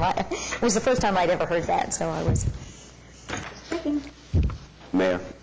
Yes, Skip. I have on O, this is the Hope Community Services? Yes, sir. Do we have any numbers that shows what the progress of the success of the program was for the prior year in reference to this grant? Let's see if some staff can come in a minute and answer that. I don't know the answer to that question, okay, Councilman. And if not, we'll get back to you with information on that. And then on P, the continuum of care, there is and I don't know, this reads an increase of $16,000, and I was wanting to know an increase from what as it relates to the technical services provided by this company for the continuum of care process and what they actually do. Jane, can you respond to that? The first question was about the Hope Community Services and how do we have documented progress from them? This is a pilot project, so it has not started yet, so we wouldn't have a progress report yet. It was actually brought to us by the Department of Corrections to be a pass-through to allow for the services to be provided by Hope Community Services. Was there any other organizations that were given an opportunity to participate in the grant? This was not our grant. Strictly, it was a way to move the money from the Department of Corrections to Hope. That was already decided before they asked us to be the go-between. So Hope initiated the application? No, Department of Corrections initiated the application. And P, in regard to the Spangler and Associates, the change of scope? Excuse me? Item P, the Spangler and Associates, the change of scope, the additional $16,000? It's actually the entire amount of this year's contract with Spangler. Okay, so it's the entire, it says increase of 16.5 on the agenda. Is that an error? Every year we come back with, well, not every year, but we've renewed the contract for several years and extended it. So now... So the increase is because of the increased funds for this fiscal year? Or not an increase, but an allocation of the funds for this year? It is just the allocation of funds for this year. And so it's similar to the amount that we used last year? Actually, it's a much reduced amount from last year. Well, because it states fee increase of $16,500. So that's very misleading. I think so. It's actually what it refers to as a cumulative contract. So we have this base contract, and we've added 16 over the years to it. Is that right, Jane?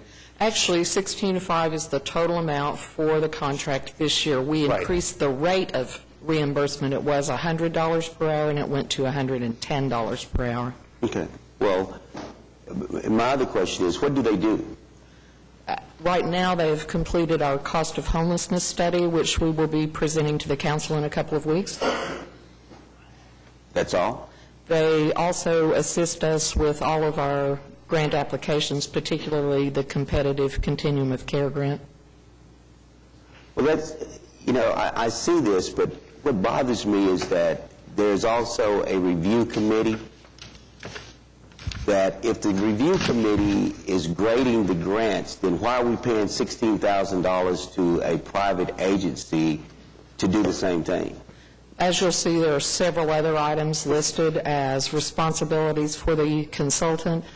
We have always had a close association with Jill Spangler and Associates to assist us as we go through the process. There are changes every year in the legislation, which Jill has contacts around the nation to help us keep up with those type of changes and to adjust and implement them here. Well, in reference to the grants for the various organizations that make applications for these funds that we receive from the federal government, Spangler and Associates, do they have any direct technical assistance that's provided to the organizations in reference to their application process? No, they do not. So the technical assistance is only provided to the staff? Correct. And so we have to have someone from the outside to tell the tenure of staff members that are part of the city that has been operating this program for the number of years that they've been operating, and we still have to pay somebody $16,000 to tell us about what? As I've mentioned before, Jill has several national contacts, and she is able to assist us as we go through the application process to HUD to make sure that we have the most competitive grant, and therefore we've managed to be funded for. But it isn't the full $16,000. She also provides the cost of homelessness report also as a part of those services. Correct. Well, this bothers me because I happen to be affected from a program that was in my ward. And under the continuum of care, the way the grading was done, and to see that we can pay this kind of money out, but one of these programs was only asking for $7,000, and they got denied. And I didn't get an opportunity to speak on that because I was trying to work out a program in reference to Parks and Recreation as it relates to a revocable permit the day that it was brought before the council. And I just really have some problems as the way that we can maneuver funds from the federal government and people and organizations who are in dire need of these funds that serve a hands-on service to the community, that we don't really pay them the attention that we should, but we can pay this kind of money out for somebody just to say that they inform us of what HUD is doing. And we have a lobbyist in Washington, D.C., and we're paying the lobbyists to give us the same information.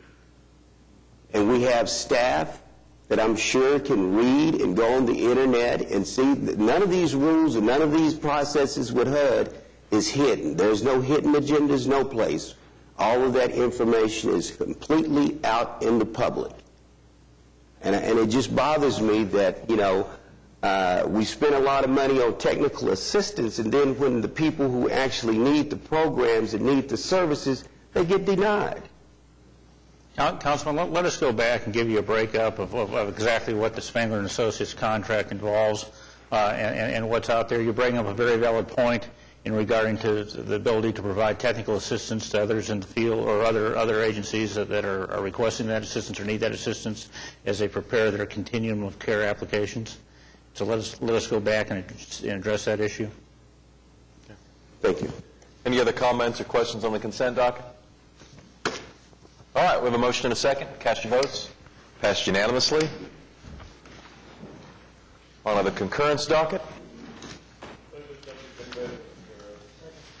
There is a motion and a second. I have a question, Mayor. Item A. It's a plan expansion to increase to 100 million gallons a day out of our Hefner treatment plant. Yes, sir. Does increased capacity mean increased pressure also for the northwest side of town? Well, it can be, depending on the volume of water used that particular day. If we do have capacity issues getting the water out of the plant on certain days, it could affect the pressure. But most likely the pressure issues that we have are more localized and are more of a function of distribution mains.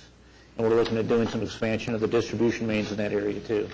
Presently, the Hefner plant 75 million gallons a day, and this will increase it to 100 million gallons a day. And it's more of a forward-looking to make sure that we've got plenty of treatment capacity out there to take care of the summer peak. But during that summer peak, when there's a high demand, we sometimes have the distribution system stressed also, and we are looking at adding some additional transmission mains in that area to assist with that issue. There's been heavy growth out there. I understand the need for more gallons for the developments that are going on, but we've got some areas that have long suffered through low pressure that we need to keep working on also. We need both. We are working on pipelines as well. Aquat will look at a pipeline out of the Hefner plant today. There are 2 pipelines out of Hefner in our capital plan that will help. A lot of it is, as the city manager says, the peak demand at this time We are running the Hefner plant at full capacity this week, so being able to pump more from there will be helpful. Marcia, how much water did we pump yesterday? 158.7. Thank you. 158.7 million gallons. Mayor, yes, Meg. Could I just make a quick comment? Item T is concurring with the Public Maps Trust in approving some architectural services, and I just wanted to point out 3 of those are Ward 6 schools, Capitol Hill Elementary School, Columbus at Jackson, and Emerson Alternative School up at 6 and Walker. I wanted to mention item O. You'll see the downtown elementary school and the administration building items on there. That's the last 2 projects for Maps for Kids, and the process has started. So, sort of the beginning of the end, if you will. We have a motion and a second. Everybody ready to vote the concurrence docket? All right, cast your votes. Passed unanimously. We're on to item 8. These are items that require a separate vote. We'll start with a series of zoning cases. The first is in Ward 3. The address is 4132 Will Rogers Parkway. It's currently I-2 Moderate Industrial and a Scenic River Overlay Design District, and it would become a simplified plan unit development. Larry? Thank you, Your Honor. Dennis Box, I think, is here from the applicant. And Dennis, if you would, give a brief overview, and the overview that he will present to you will apply not only to this item, but also the next item on the agenda also. Is that correct? That is correct. So if you would, Dennis. Thank you, Councilman McAtee. Mayor, members of council, Dennis Box, 522 Colcord Drive. It's a pleasure to appear before you.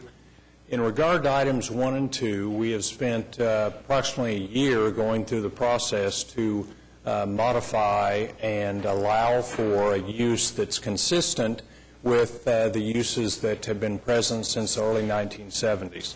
The Meridian Business Park started in the early 70s, so for the last 40 years there have been numerous warehouses and industrial development.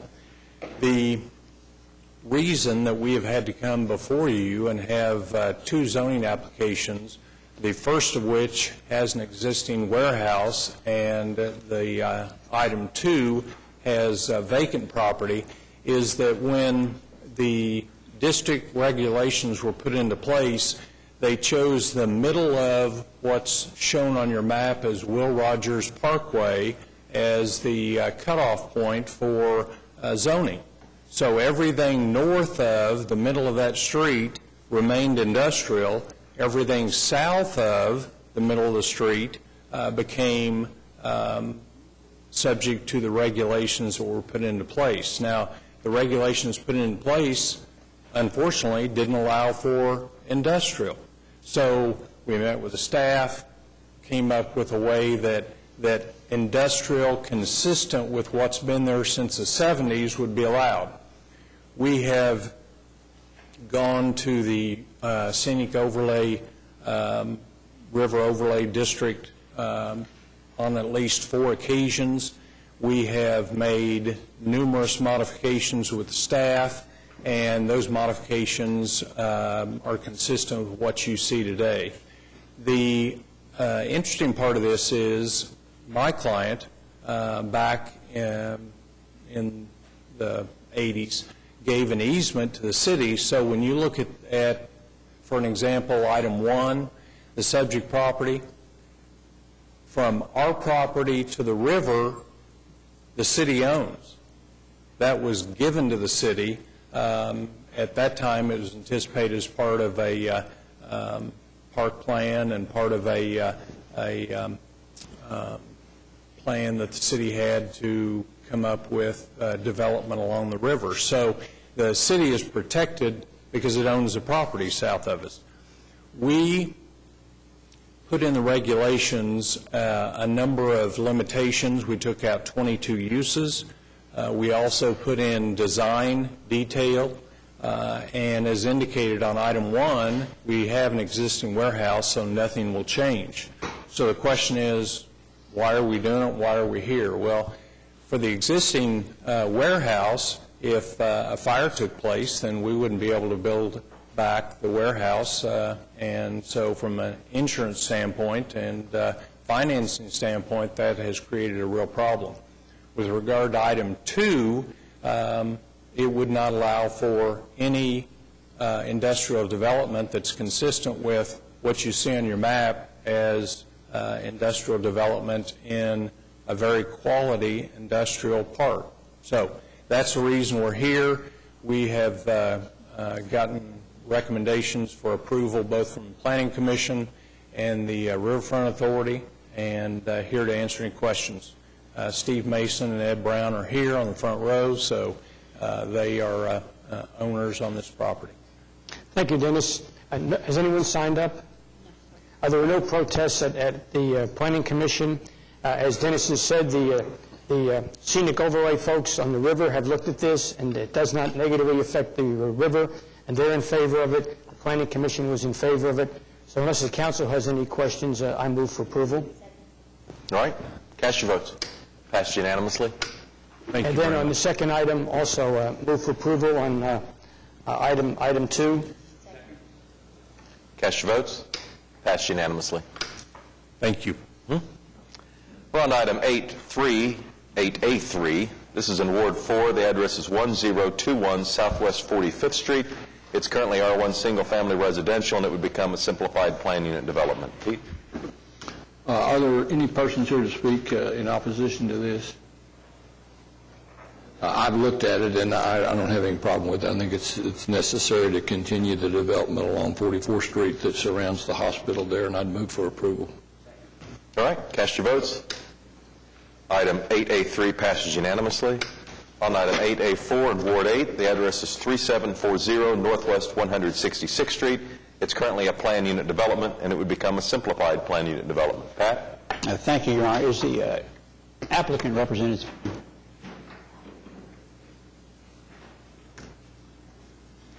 Keith Beatty with Dishon Associates, representing the applicant. Thank you, sir. Is anybody else signed up to speak?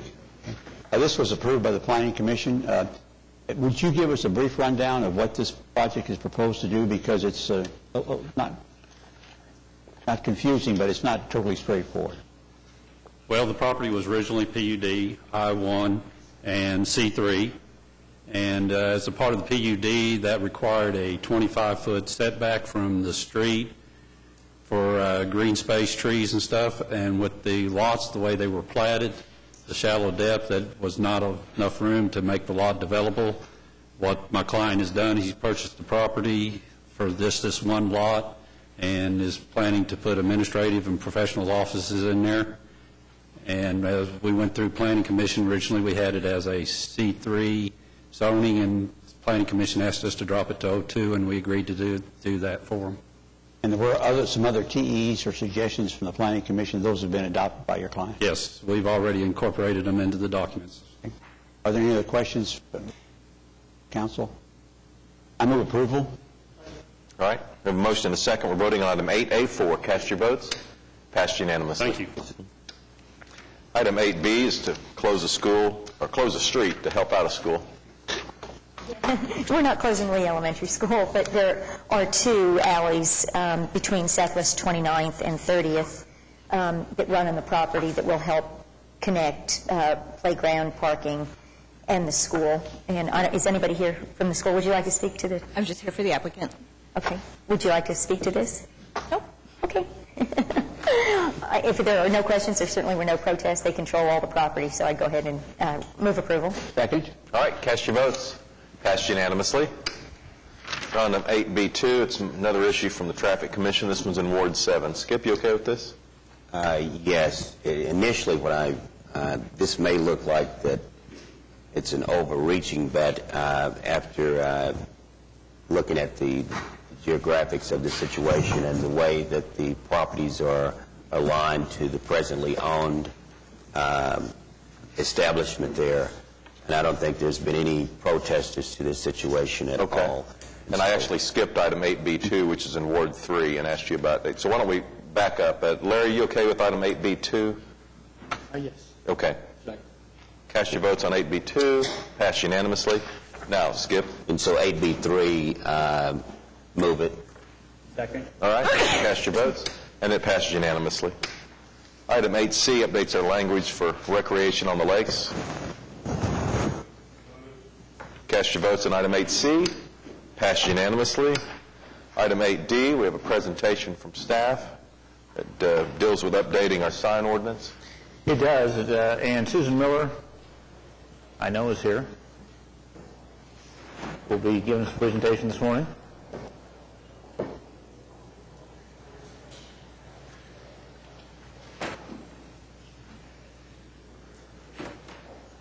Hi, good morning. Good morning.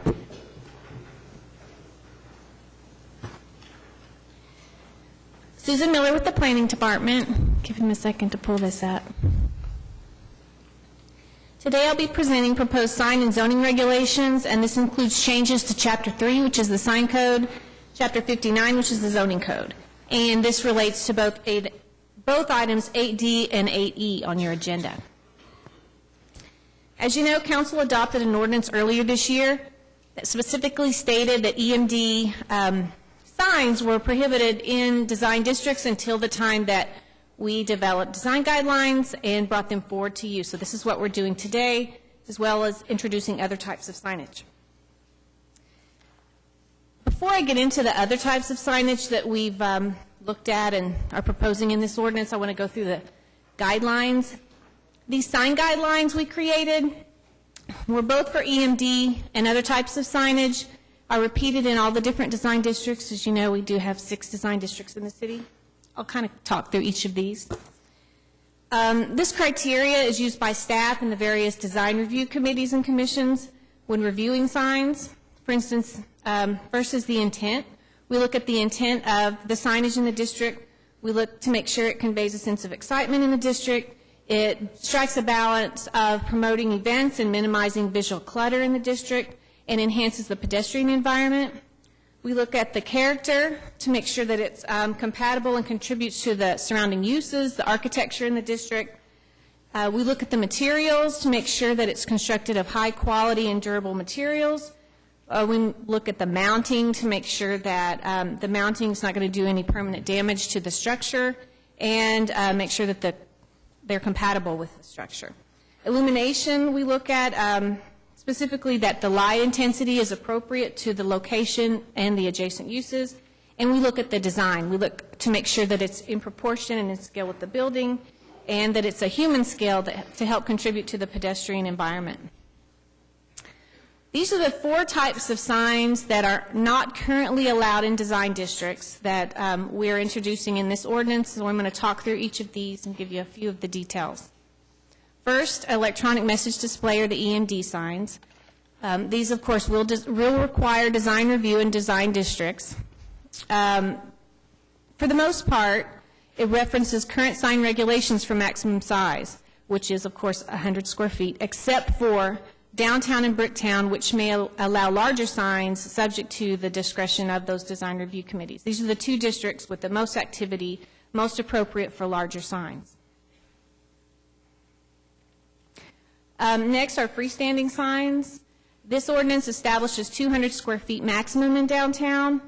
The new sign that it permits is an A-frame or sandwich board sign. You can see there's an example here. And most of you see those around. This actually makes them legal. Currently, they're not. We wanted to make them legal in appropriate districts, which are downtown, Bricktown, urban design districts, which include Plaza District, Paseo, Asian District, Capitol Hill, and Stockyards. They are subject to conditions, however, to make sure they're not obstructing the pedestrian way, that there's a maximum of 6 square foot total for the sign. It can't be higher than 3 feet. Has to be weighted so that it doesn't blow around. Only allowed from dawn to dusk. And it has to be a durable material, either hard plastic or metal. Next, we looked at event signs. And we found 2 types of event signs that we've received some desire from people to do, and looked at other cities and decided that these would also be appropriate for our city. We are allowing those with conditions. One is large display banners and super graphics. These are sometimes referred to as wallscapes or building wraps, and we are defining them as a banner graphic that is at least 100 square feet.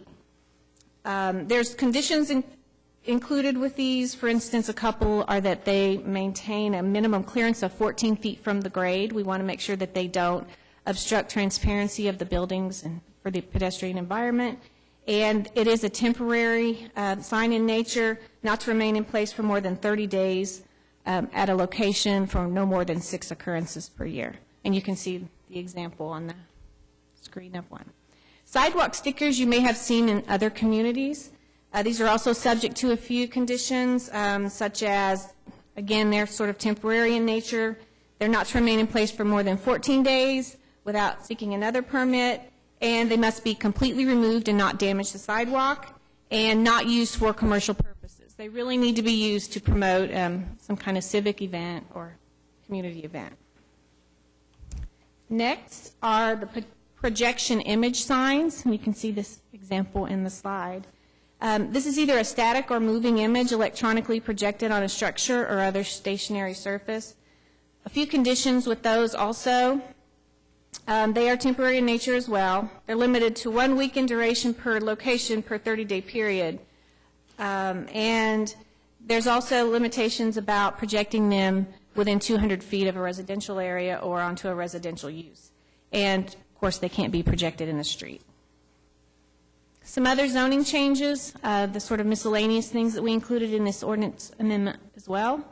Modifies administrative approval procedures for signs. With all of these signs I discussed, staff has the ability to administratively approve EMD signs less than 25 square feet and all other signs less than 100 square feet. As far as HP, we updated some restrictions on the certificate of appropriateness to not require certain things.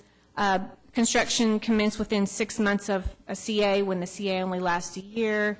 We actually are addressing temporary off-site construction staging in downtown and Bricktown in anticipation of, relocation of I-40 and some other things. We've already had a lot of activity in that regard and didn't have anything to address it. We're exempting street tree requirements in areas of limited right-of-way in the scenic river. This mirrors downtown. And there's also a few other minor text errors that we're fixing in this ordinance.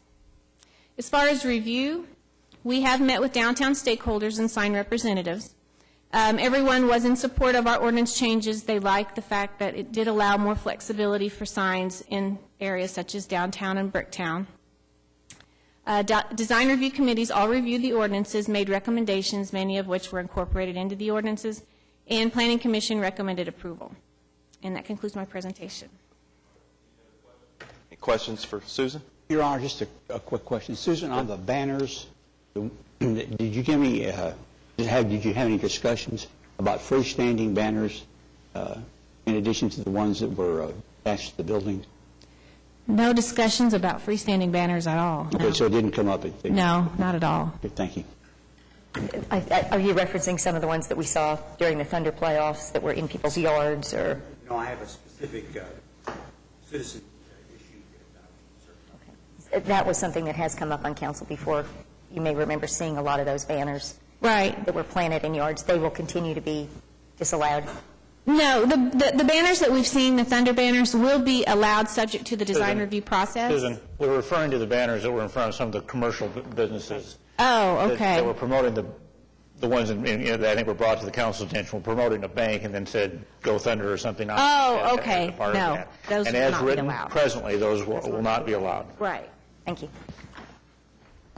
All right, we're ready to vote? Susan, thank you. We need a motion on item 8D. Cast your votes. Passed unanimously. And its companion, item 8E. Cast your votes. It passed unanimously. Item 8F, ordinance that we're introducing that will put us in alliance with state law, and Cindy Richard. Right. It has to do with child passenger restraints. Mayor and Council, this amendment actually addresses a couple of our code sections. One is just seatbelt ordinance. The statute's changed a couple of times, and we are preempted by state law on your standard seatbelt law. So this is just to get us in compliance with the statute. Now, the child passenger restraint, we're actually not preempted in that area, but while I was addressing the seatbelt, I got to look at that, and we have a couple of provisions that talk about evidentiary matters in district court, which those came from the original statute, and we don't need those. We can't tell the district court what they can and can't use for evidence. And also, there was no reason to have a limitation of $50 on that fine for failing to seatbelt your child in, because we're not preempted by the state law. So that's been, I set that up as a Class A offense, which is a maximum $500 fine plus cost. Under the schedule, the fine schedule, it would fall into the other category, and it would be about $15 more than it currently is if you paid it at the counter. So that's essentially what's being done here. All right. Comments or questions for Cindy? All right. Cast your votes. Passed unanimously. Item 8G is a public hearing regarding dilapidated structures. Is there anyone here wishing to speak under any item listed under 8G? All right. Looks like we're good to go. Cast your votes.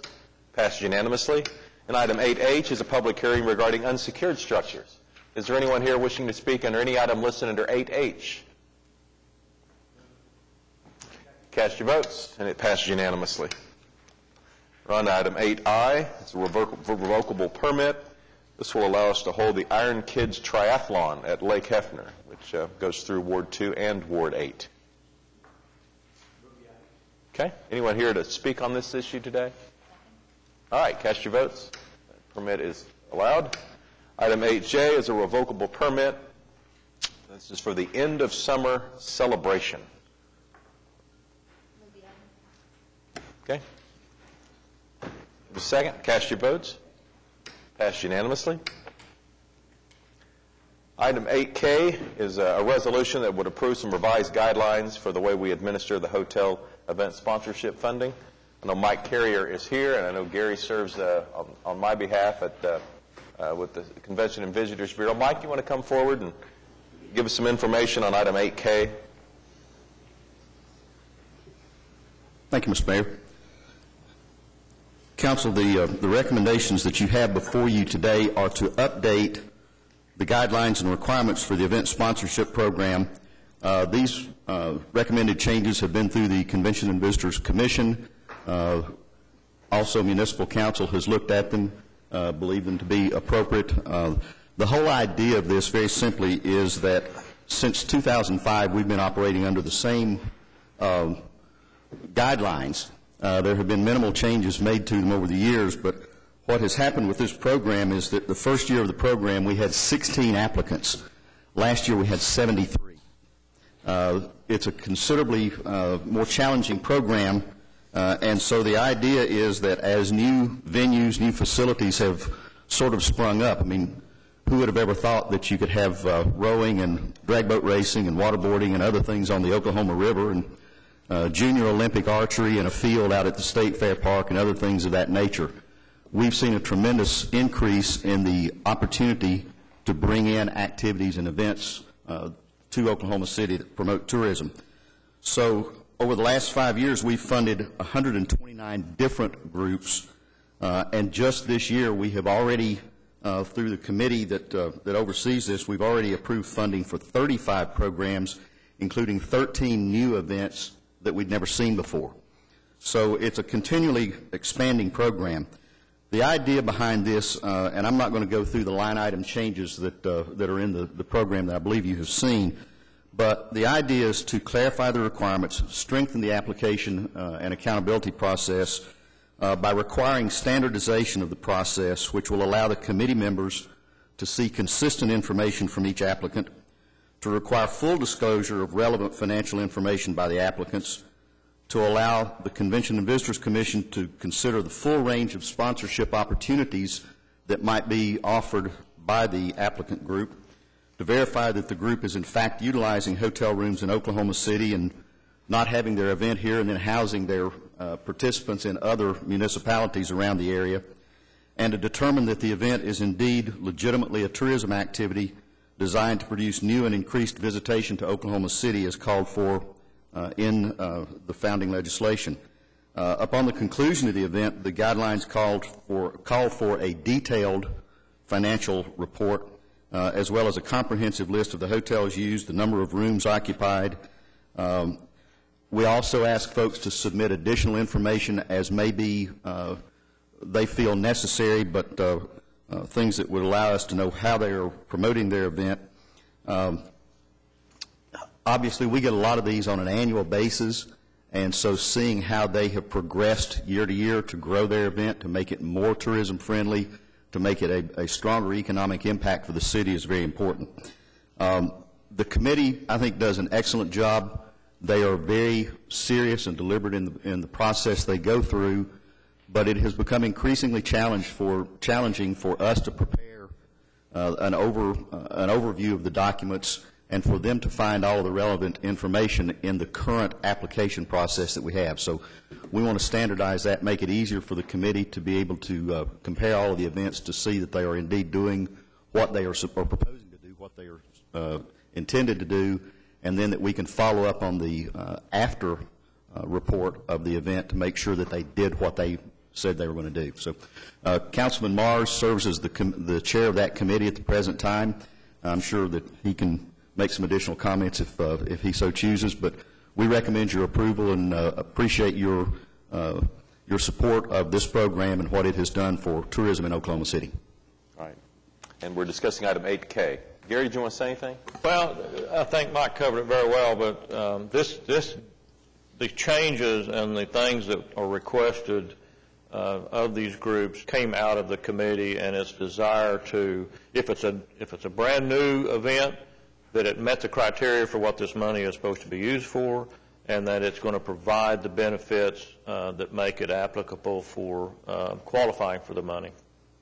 If it's a recurring event, how well did they perform the time before versus what they said they were going to do, and how well will giving them money again continue to grow the event or to continue to make it more viable in Oklahoma City. So the committee just saw time and time again where we just didn't have enough information to continue to give some of this money out. So I think they are good changes, and they'll certainly give more accountability to the citizens for their hotel tax money that's coming in.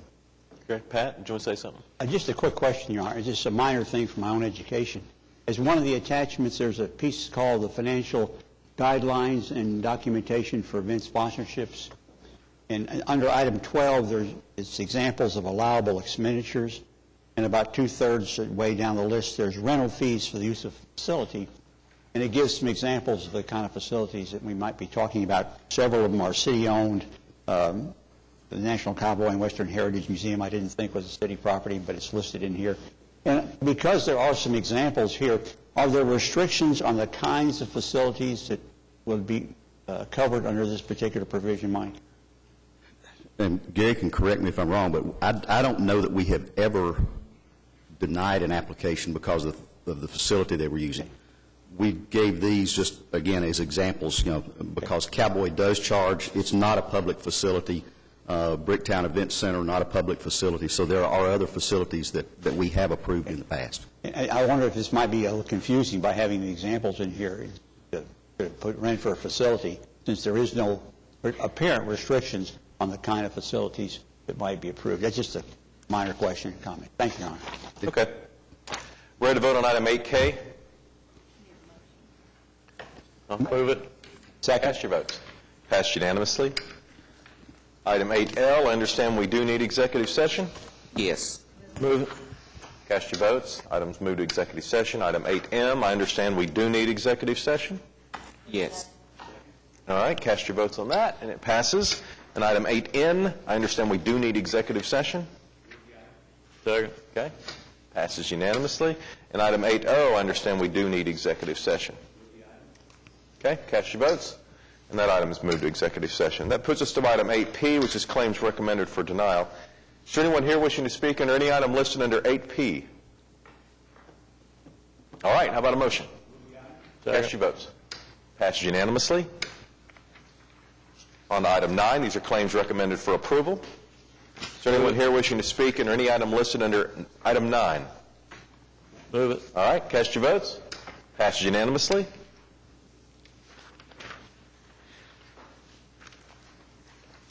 We're on to items from council. We'll start with an item that Councilman White has brought to our attention and Councilwoman Sawyer has been involved with as well.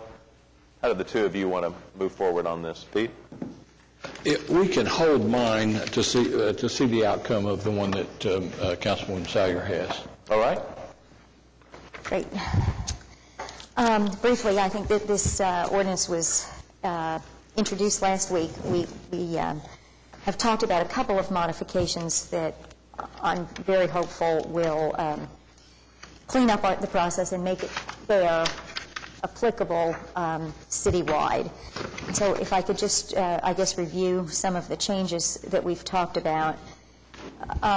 There's a special provision if you are a single individual who would be a peddler or an outdoor seller, and that person would continue to be required to get a permit as it exists under the current ordinance.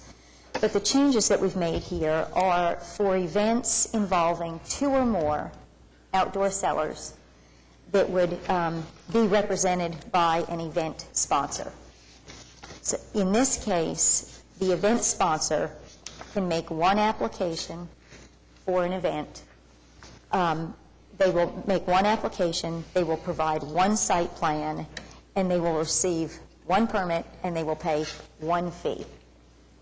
And so we've just made a couple of changes here. We talked about the site plan. We had some feedback from some citizens 2 weeks ago that said how burdensome it was to have to prepare a site plan to scale.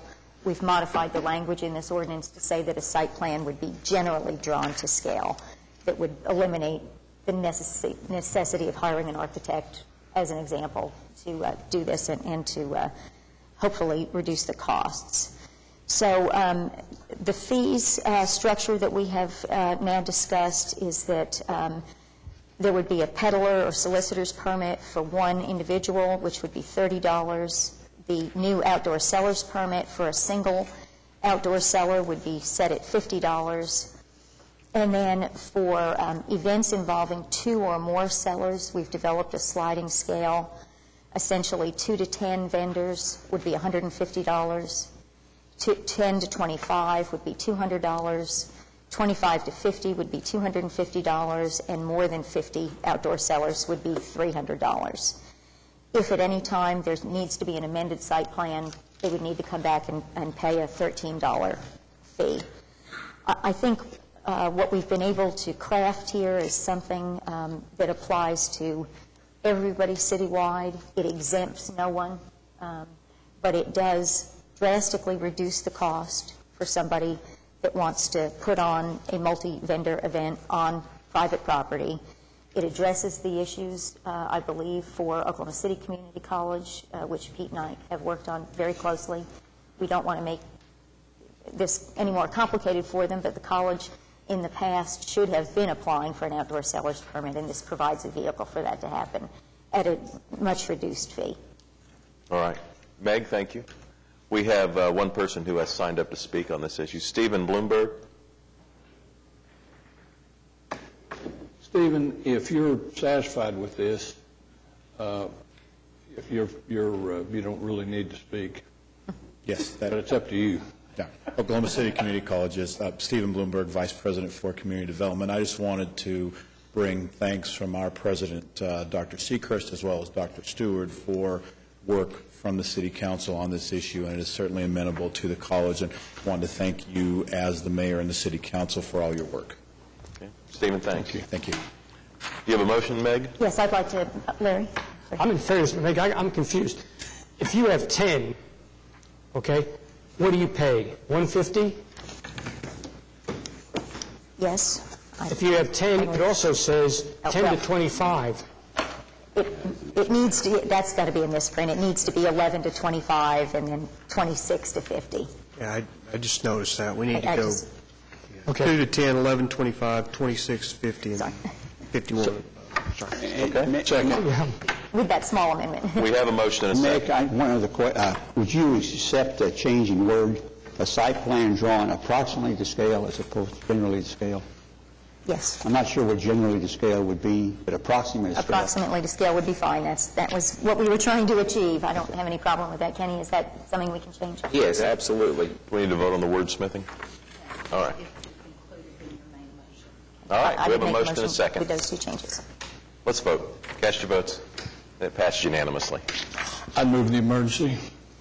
Second. Cast your votes. Emergency. It's going to pass yet. Got to have 7. 1, 2, 3, 4, 5, 6, 7. Passes unanimously. Mayor, Yes. I wanted to go ahead and let that vote happen. I was supportive of Meg changes on this, and I think it's good changes. I only wish they had been thought of and done earlier in the year. I still have a great concern for the inequity of what happened starting prior to the Paseo Festival out there. As I have been told, I believe, we've only had one person utilize the system after it was changed in a hurry for the Paseo Festival. That person paid much higher fees than what we just enacted for this college out there, and that's a small business owner also. I would offer my apologies that we're changing this at this late date, and it seemed to have affected only one person in all of this hubbub. I'd like for the city manager to research a way to identify if the small business owner that paid, I believe, over $3,000 in fees for this because of the ordinance change, if there was a way to reimburse her the difference between what she paid and what she could pay now if this had been enacted back in May. I'd be happy to get with the city councilor and Mr. Councilor and see if we can work something out. Yes, Susan advised me of that question, and we'll research that and get back with you. All right, we're on to item 10B. At this point, mine can be stricken if It said or, so I was just going to ignore it. I think we're okay there, aren't we? Okay. All right, we're on to item 10B. This is Councilman Bowman's concept. I think he's okay with us going ahead and moving this forward. Have a motion? So moved. Okay, we have someone who has signed up to speak. Jimmy Paris.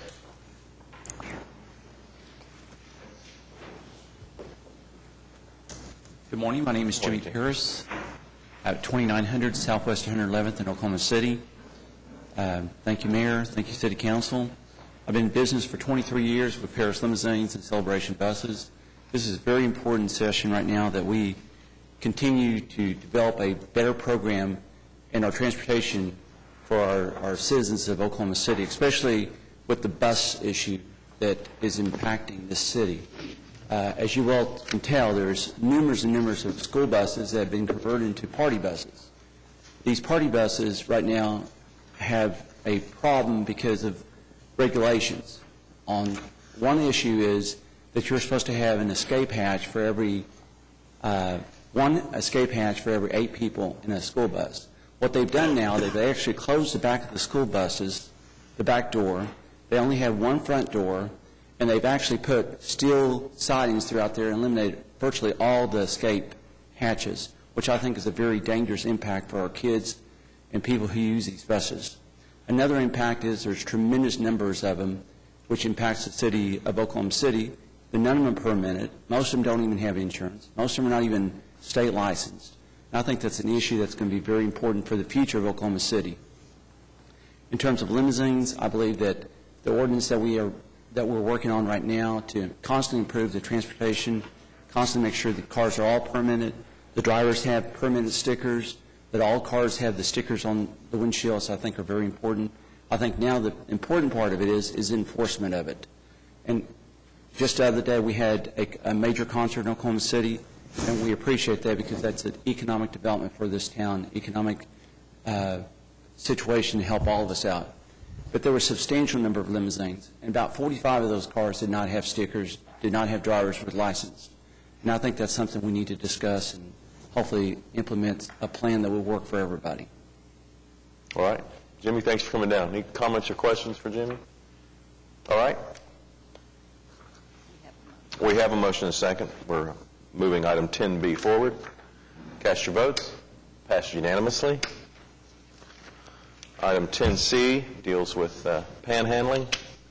We have one person who has signed up to speak, and Councilwoman Sawyer's been very involved with the drafting of this legislation. Don Schramm.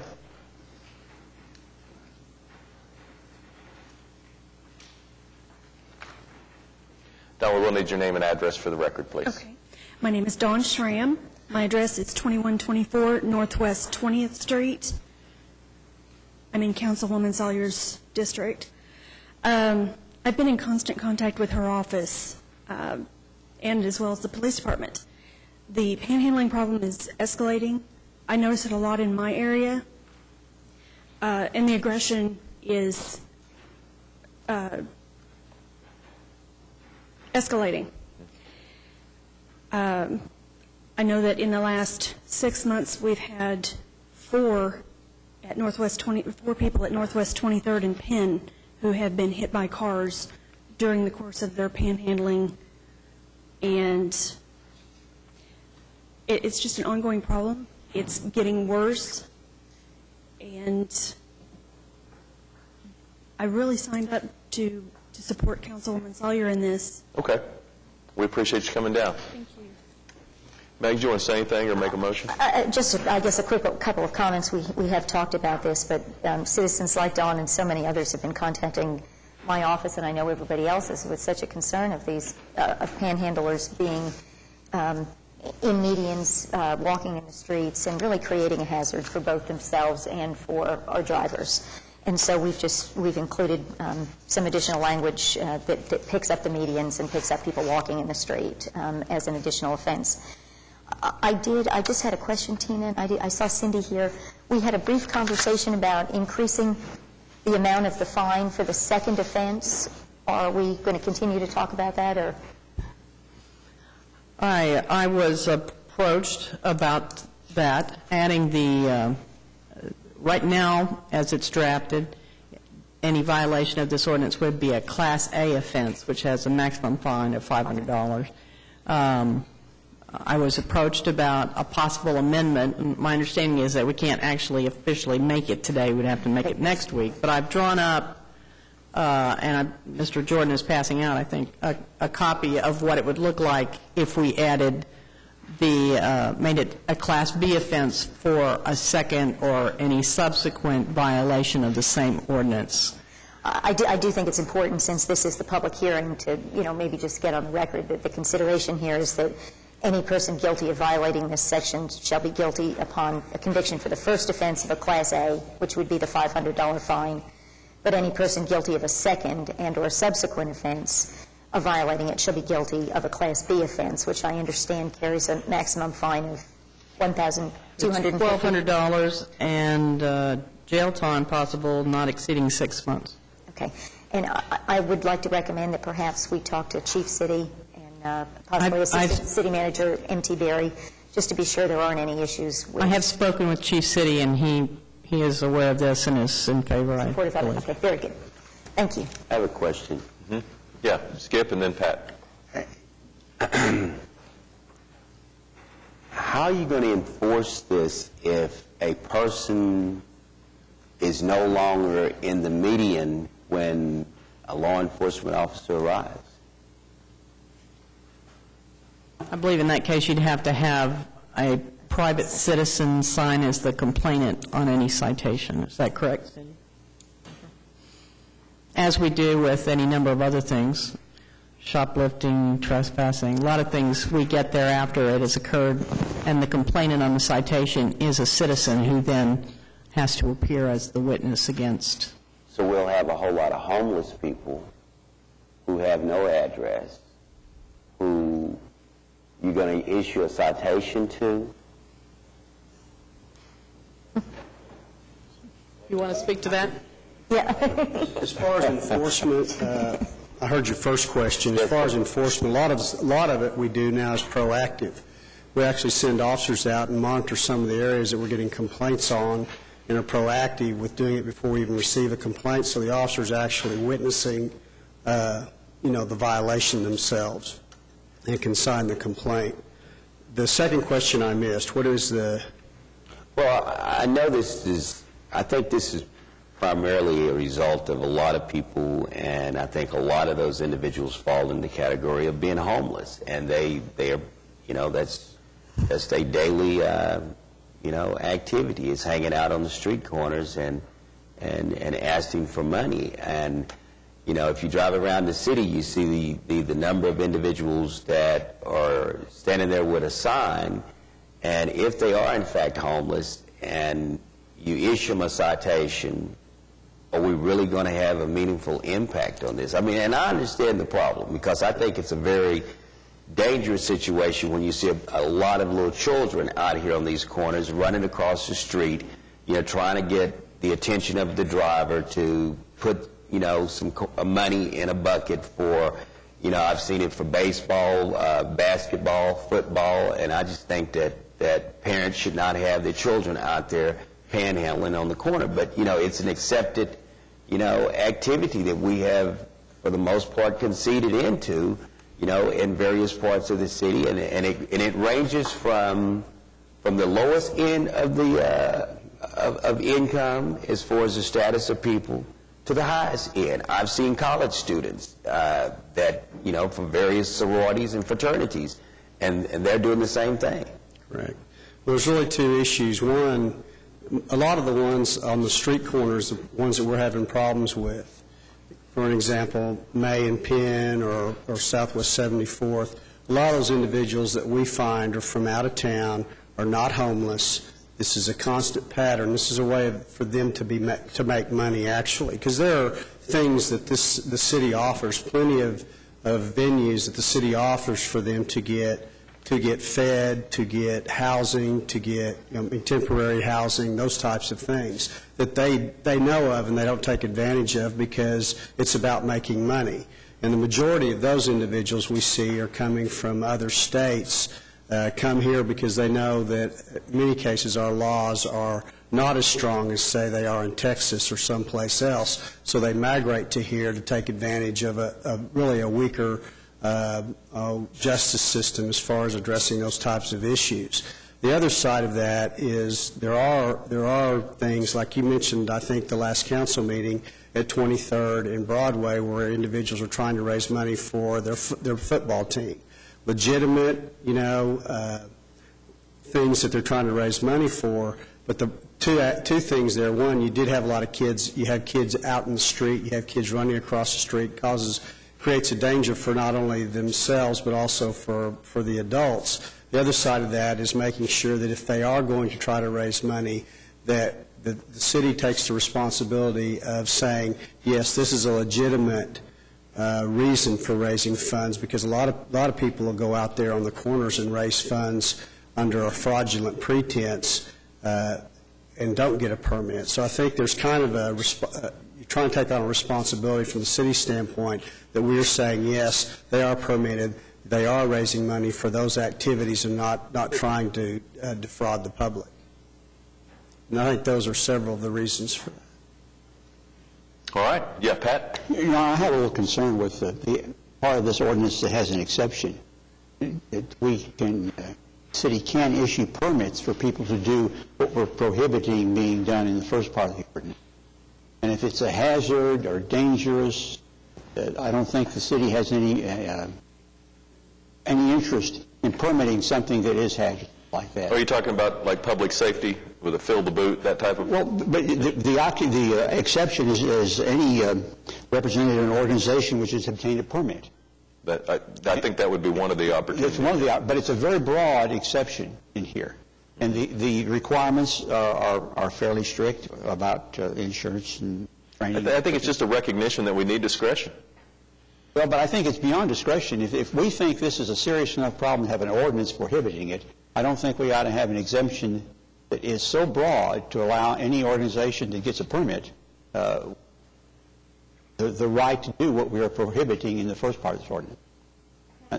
Have you got an idea about how we might narrow that? I've thought about that, and I'm not sure exactly how to do that. But it seems like if we're going to go this route, it would be hard to defend the discrimination aspect of it by virtue of getting a permit from the city. The city then becomes a judge of whether the activity is worthwhile or not. Yeah. And I'm a little troubled with that. I think it's a valid point, but I think this puts us in a better situation than we are today. I guess that's my only response. It solves part of the problem. But it opens the door for organizations to go get permits to do exactly what we're prohibiting in the first part. And I think there are some very worthwhile organizations out there who are doing this sort of thing, and I regret that this action may prohibit or prevent them from doing Well, the requirement of having insurance, I think, is one stipulation that is going to stop much of the activity. Who would be insured? I don't know that. And I don't either. Would the insurance cover the person dashing across the streets, or would it cover a motorist who ran over one of these people? I think there's a lot of questions raised by the exemption that we need to be very deliberate about before we create something that we have to go back and correct in the next few months. I think we need to really think this through, because I am troubled by the exemption to permit somebody to do something that we feel is dangerous enough to prohibit in an earlier part of the ordinance. Any other comments or questions on this? Kenny, maybe we could talk and see if there's some ideas. The requirement for the insurance is the city. We're saying that if an organization wants to permit, that they have to have a $1 million insurance policy. That's correct. For one particular location. What if you have an organization that has 3 or 4 groups that they have stationed in different parts of the city? Is that for each particular location, or would that be for just all locations? To be for the insurance comes along with the permit. If the permit covers multiple locations, then it would cover all the locations, I assume. Yes. Well, under that provision, would we ask the fire department, for instance, to get a $1 million insurance policy when they go out with their Fill the Boot campaign? I believe it's the IAFF. That would be muscular dystrophy. Pardon me? Muscular dystrophy is the sponsoring organization for the muscular dystrophy would have to have the fire department just working as volunteers for that organization. Okay. All right. Meg, you want to make a motion? We'll move this one forward. Second. All right. Voting on item 10C. That's right. Cast your votes. Moves forward in the process. Thank you. Item 10D, Councilman Kelly has brought this to our attention. It deals with parking.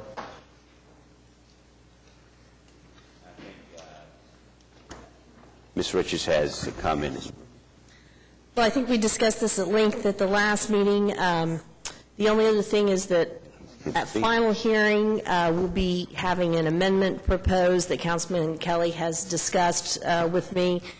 He would like to extend the time for paying parking tickets to at least 15 days instead of the current 10 days.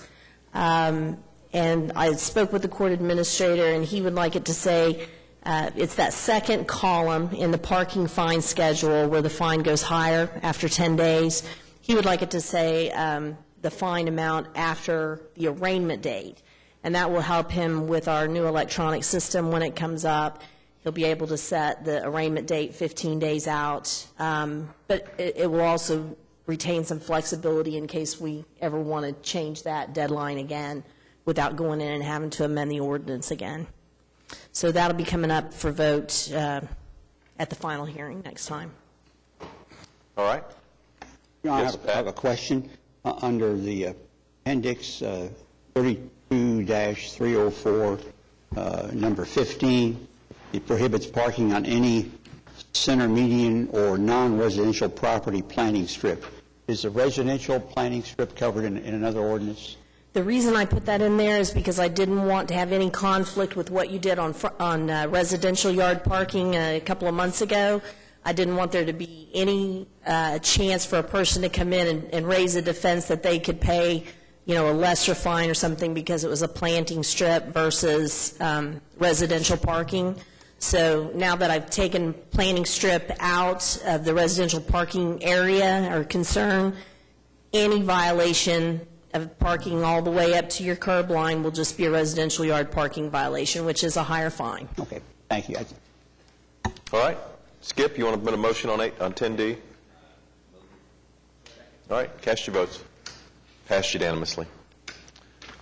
Other comments from council? Gary, you have anything? Well, I'll just say that I was honored last week to be able to take a trip out on a naval carrier, the USS Abraham Lincoln.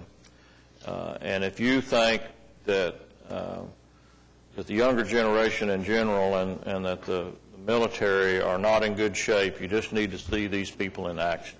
I don't know that I could spend hours and still not describe to you the way I was impressed with what goes on that carrier. If landing on it and taking off from it weren't impressive enough, you have to understand, if you've ever seen any TV or any movies of the actions that go on top of that flight deck on that carrier, the average age of those kids running around is 19 and 20. And they are remarkable people. 3,000 people on those carriers, and they'll all blow you away with what they do and every day and how they are out there protecting us. And it was a very unique experience and something that I'll never forget. It's really amazing to see how they perform their duties day after day after day and do it well and do it with pride. You can stop and talk to any of them, and they'll immediately tell you how much pride they have in what they do and how they feel it an honor to be defending their homeland, and it's quite a remarkable experience. So I'll just like to thank the Navy for that. All right. Pete? Meg? I had an opportunity last week to attend a ribbon cutting for Infant Crisis Services, and I just think it's such an important milestone for that amazing organization whose mission is to let no babies go hungry. They've opened 2 satellite offices for the first time in their 26-year history. One is at Integris Southwest Medical Center, and the second is at Variety Care on 10th Street. And it provides just a wonderful opportunity to outreach a community where there continues to be more need and where there are little ones that need food and diapers. It's great. Thank you. Skip? Nothing. Pat? Nothing. All right. We're on to city manager reports. Mayor, there are 3 I'd like to highlight this morning. First of all is the EMSA window of opportunity. And I know it seems like, to some of us, it just seems like yesterday that we were going through this again. And it's not imminent. It's not till October of next year. But what we did do under the city manager report was provide you a copy of the report we did 4 years ago now. And so I'd like you to take a look at that in the next few months and see if that's the same approach you would like us to take for this year. If there is another option you'd like us to pursue, we'd be happy to do so. It's a bit of a dynamic process right now, and one of the wild cards out there is Tulsa and what Tulsa's views are. Because if Tulsa chooses to pull out, it is going to change the mechanics of EMSA. And we don't know that at this point in time, but that is one of the factors that we'll have to take into consideration as we go forward. Okay. Jim, do we believe Tulsa's going to seriously look at pulling out? I think Chief Morris is probably better to answer that than I am. If they're subject to what? If they're really going to pull out Tulsa. Oh, I don't know. I think they're certainly looking at it. The firefighters union in Tulsa is very vocal about wanting that to be a city service within the fire department, and so I think that they're certainly going to be looking at it just like we will be. But the political scene up there is probably a little more split on right now before they even head into the window. So I'd say that there's a good chance they're going to look very strongly at doing something up there. But I was going to make a comment. I'm just going to encourage Local 157 here, the firefighters union in Oklahoma City, has also made some comments in respect to that the fire department ought to take that over. And I've never been opposed to looking and studying that and finding the best option, both financially and service-wise, for the citizens. But I would just ask that if the IFF local wants to be vocal about that they work with the fire chief and they work at putting together a proposal that is a proposal that comes forward based on the economics and the service level and not the political rhetoric that we get into sometimes when we get into these things. But I applaud Jim and his staff for bringing this up this early, because sometimes it has not it's come up way late in the process, and it seems to be a rush process. So I really look forward to seeing some of this come forward in a timely manner. All right. Second item I wanted to highlight was a report regarding the bacterial water quality guidelines for recreational use of the Oklahoma River. A little over a year ago, there was a triathlon on the Oklahoma River, and there were some health issues that came out of it. Fortunately, nothing serious, but a number of the participants in the triathlon reported having some adverse health effects. And so subsequent to that, we've determined that there wasn't any real guidelines on having a triathlon in the river. So there was a plethora of water and health professionals that got together, including folks from the Oklahoma Development of Environmental Quality, Oklahoma City County Health Department, Oklahoma Water Resources Board, the Oklahoma Department of Health, the Oklahoma City Boathouse Foundation, the Oklahoma Department of Agriculture, Food and Forestry, and the City of Oklahoma staff. And even if you take a look at the City of Oklahoma City, we're kind of divided. We had people from my office involved. We had parks people who were involved because they issued the permit for the recreational opportunities on the Oklahoma River. In the back, we've got some folks from the Water Quality Division of Public Works who were involved in the process. And quite frankly, also the Water Department has some expertise in water quality and water testing and such. So we had to kind of split amongst a number of departments within the city itself. And basically what we've come up with are guidelines, and they're shown in the second sheet, that when they do some water testing, and they will do water testing before these events, and if it's under 235 nomenclature criteria, it's determined as a low-risk event, and we can move onward. If it's between 236 and 406, it's determined moderate risk, and the event coordinator will make that decision whether to go on or not. And if it's above 407, and then it's viewed as an elevated risk level, and the swimming portion of the activities would then be canceled. And we've gathered the criteria now, and we have those guidelines. And so if a race organizer goes in and plans an event, they know at least what the criteria is as they go forward. And this will only cover the contact. I mean, the boating aspect of it would be permitted regardless of the E. coli contact. That's correct. If you fall in the water, you're on your own. Well, there's risk anytime you're in a body of water. You know, I would think that the risk of drowning was probably greater than being sick by the water contact. But yeah, the fact of the matter, this is set aside, these guidelines for swimming and for the triathlon events as we go forward. And then the last thing I wanted to highlight was the July sales and use tax collections. If you take a look at where we've been, you can smile and say this is really good progress, that the revenues are up, 7.32 from last July, check to check, which is a very positive thing. We're 5.06 above our target that we had going forward, and that's the first check of the fiscal year, and that's all positive. But we should always remember that we're still 3%, over 3%, 3.05% below July of 2 years ago. And so this is progress in a relatively short term, and although the trends now have been going on for a few months, but when you take a look at things, we're still in revenue collections that were before where we were over 2 years ago. We've got to go back 3 years before we find a July sales tax. We've got to go back to 2007 before we find a July sales tax that was less than the check we got this year. So, because of what the city manager said, I'd like to encourage all my colleagues on the council to take a very cautious viewpoint of this good news and not to get too exuberant about it when we talk about, particularly in the public's eye.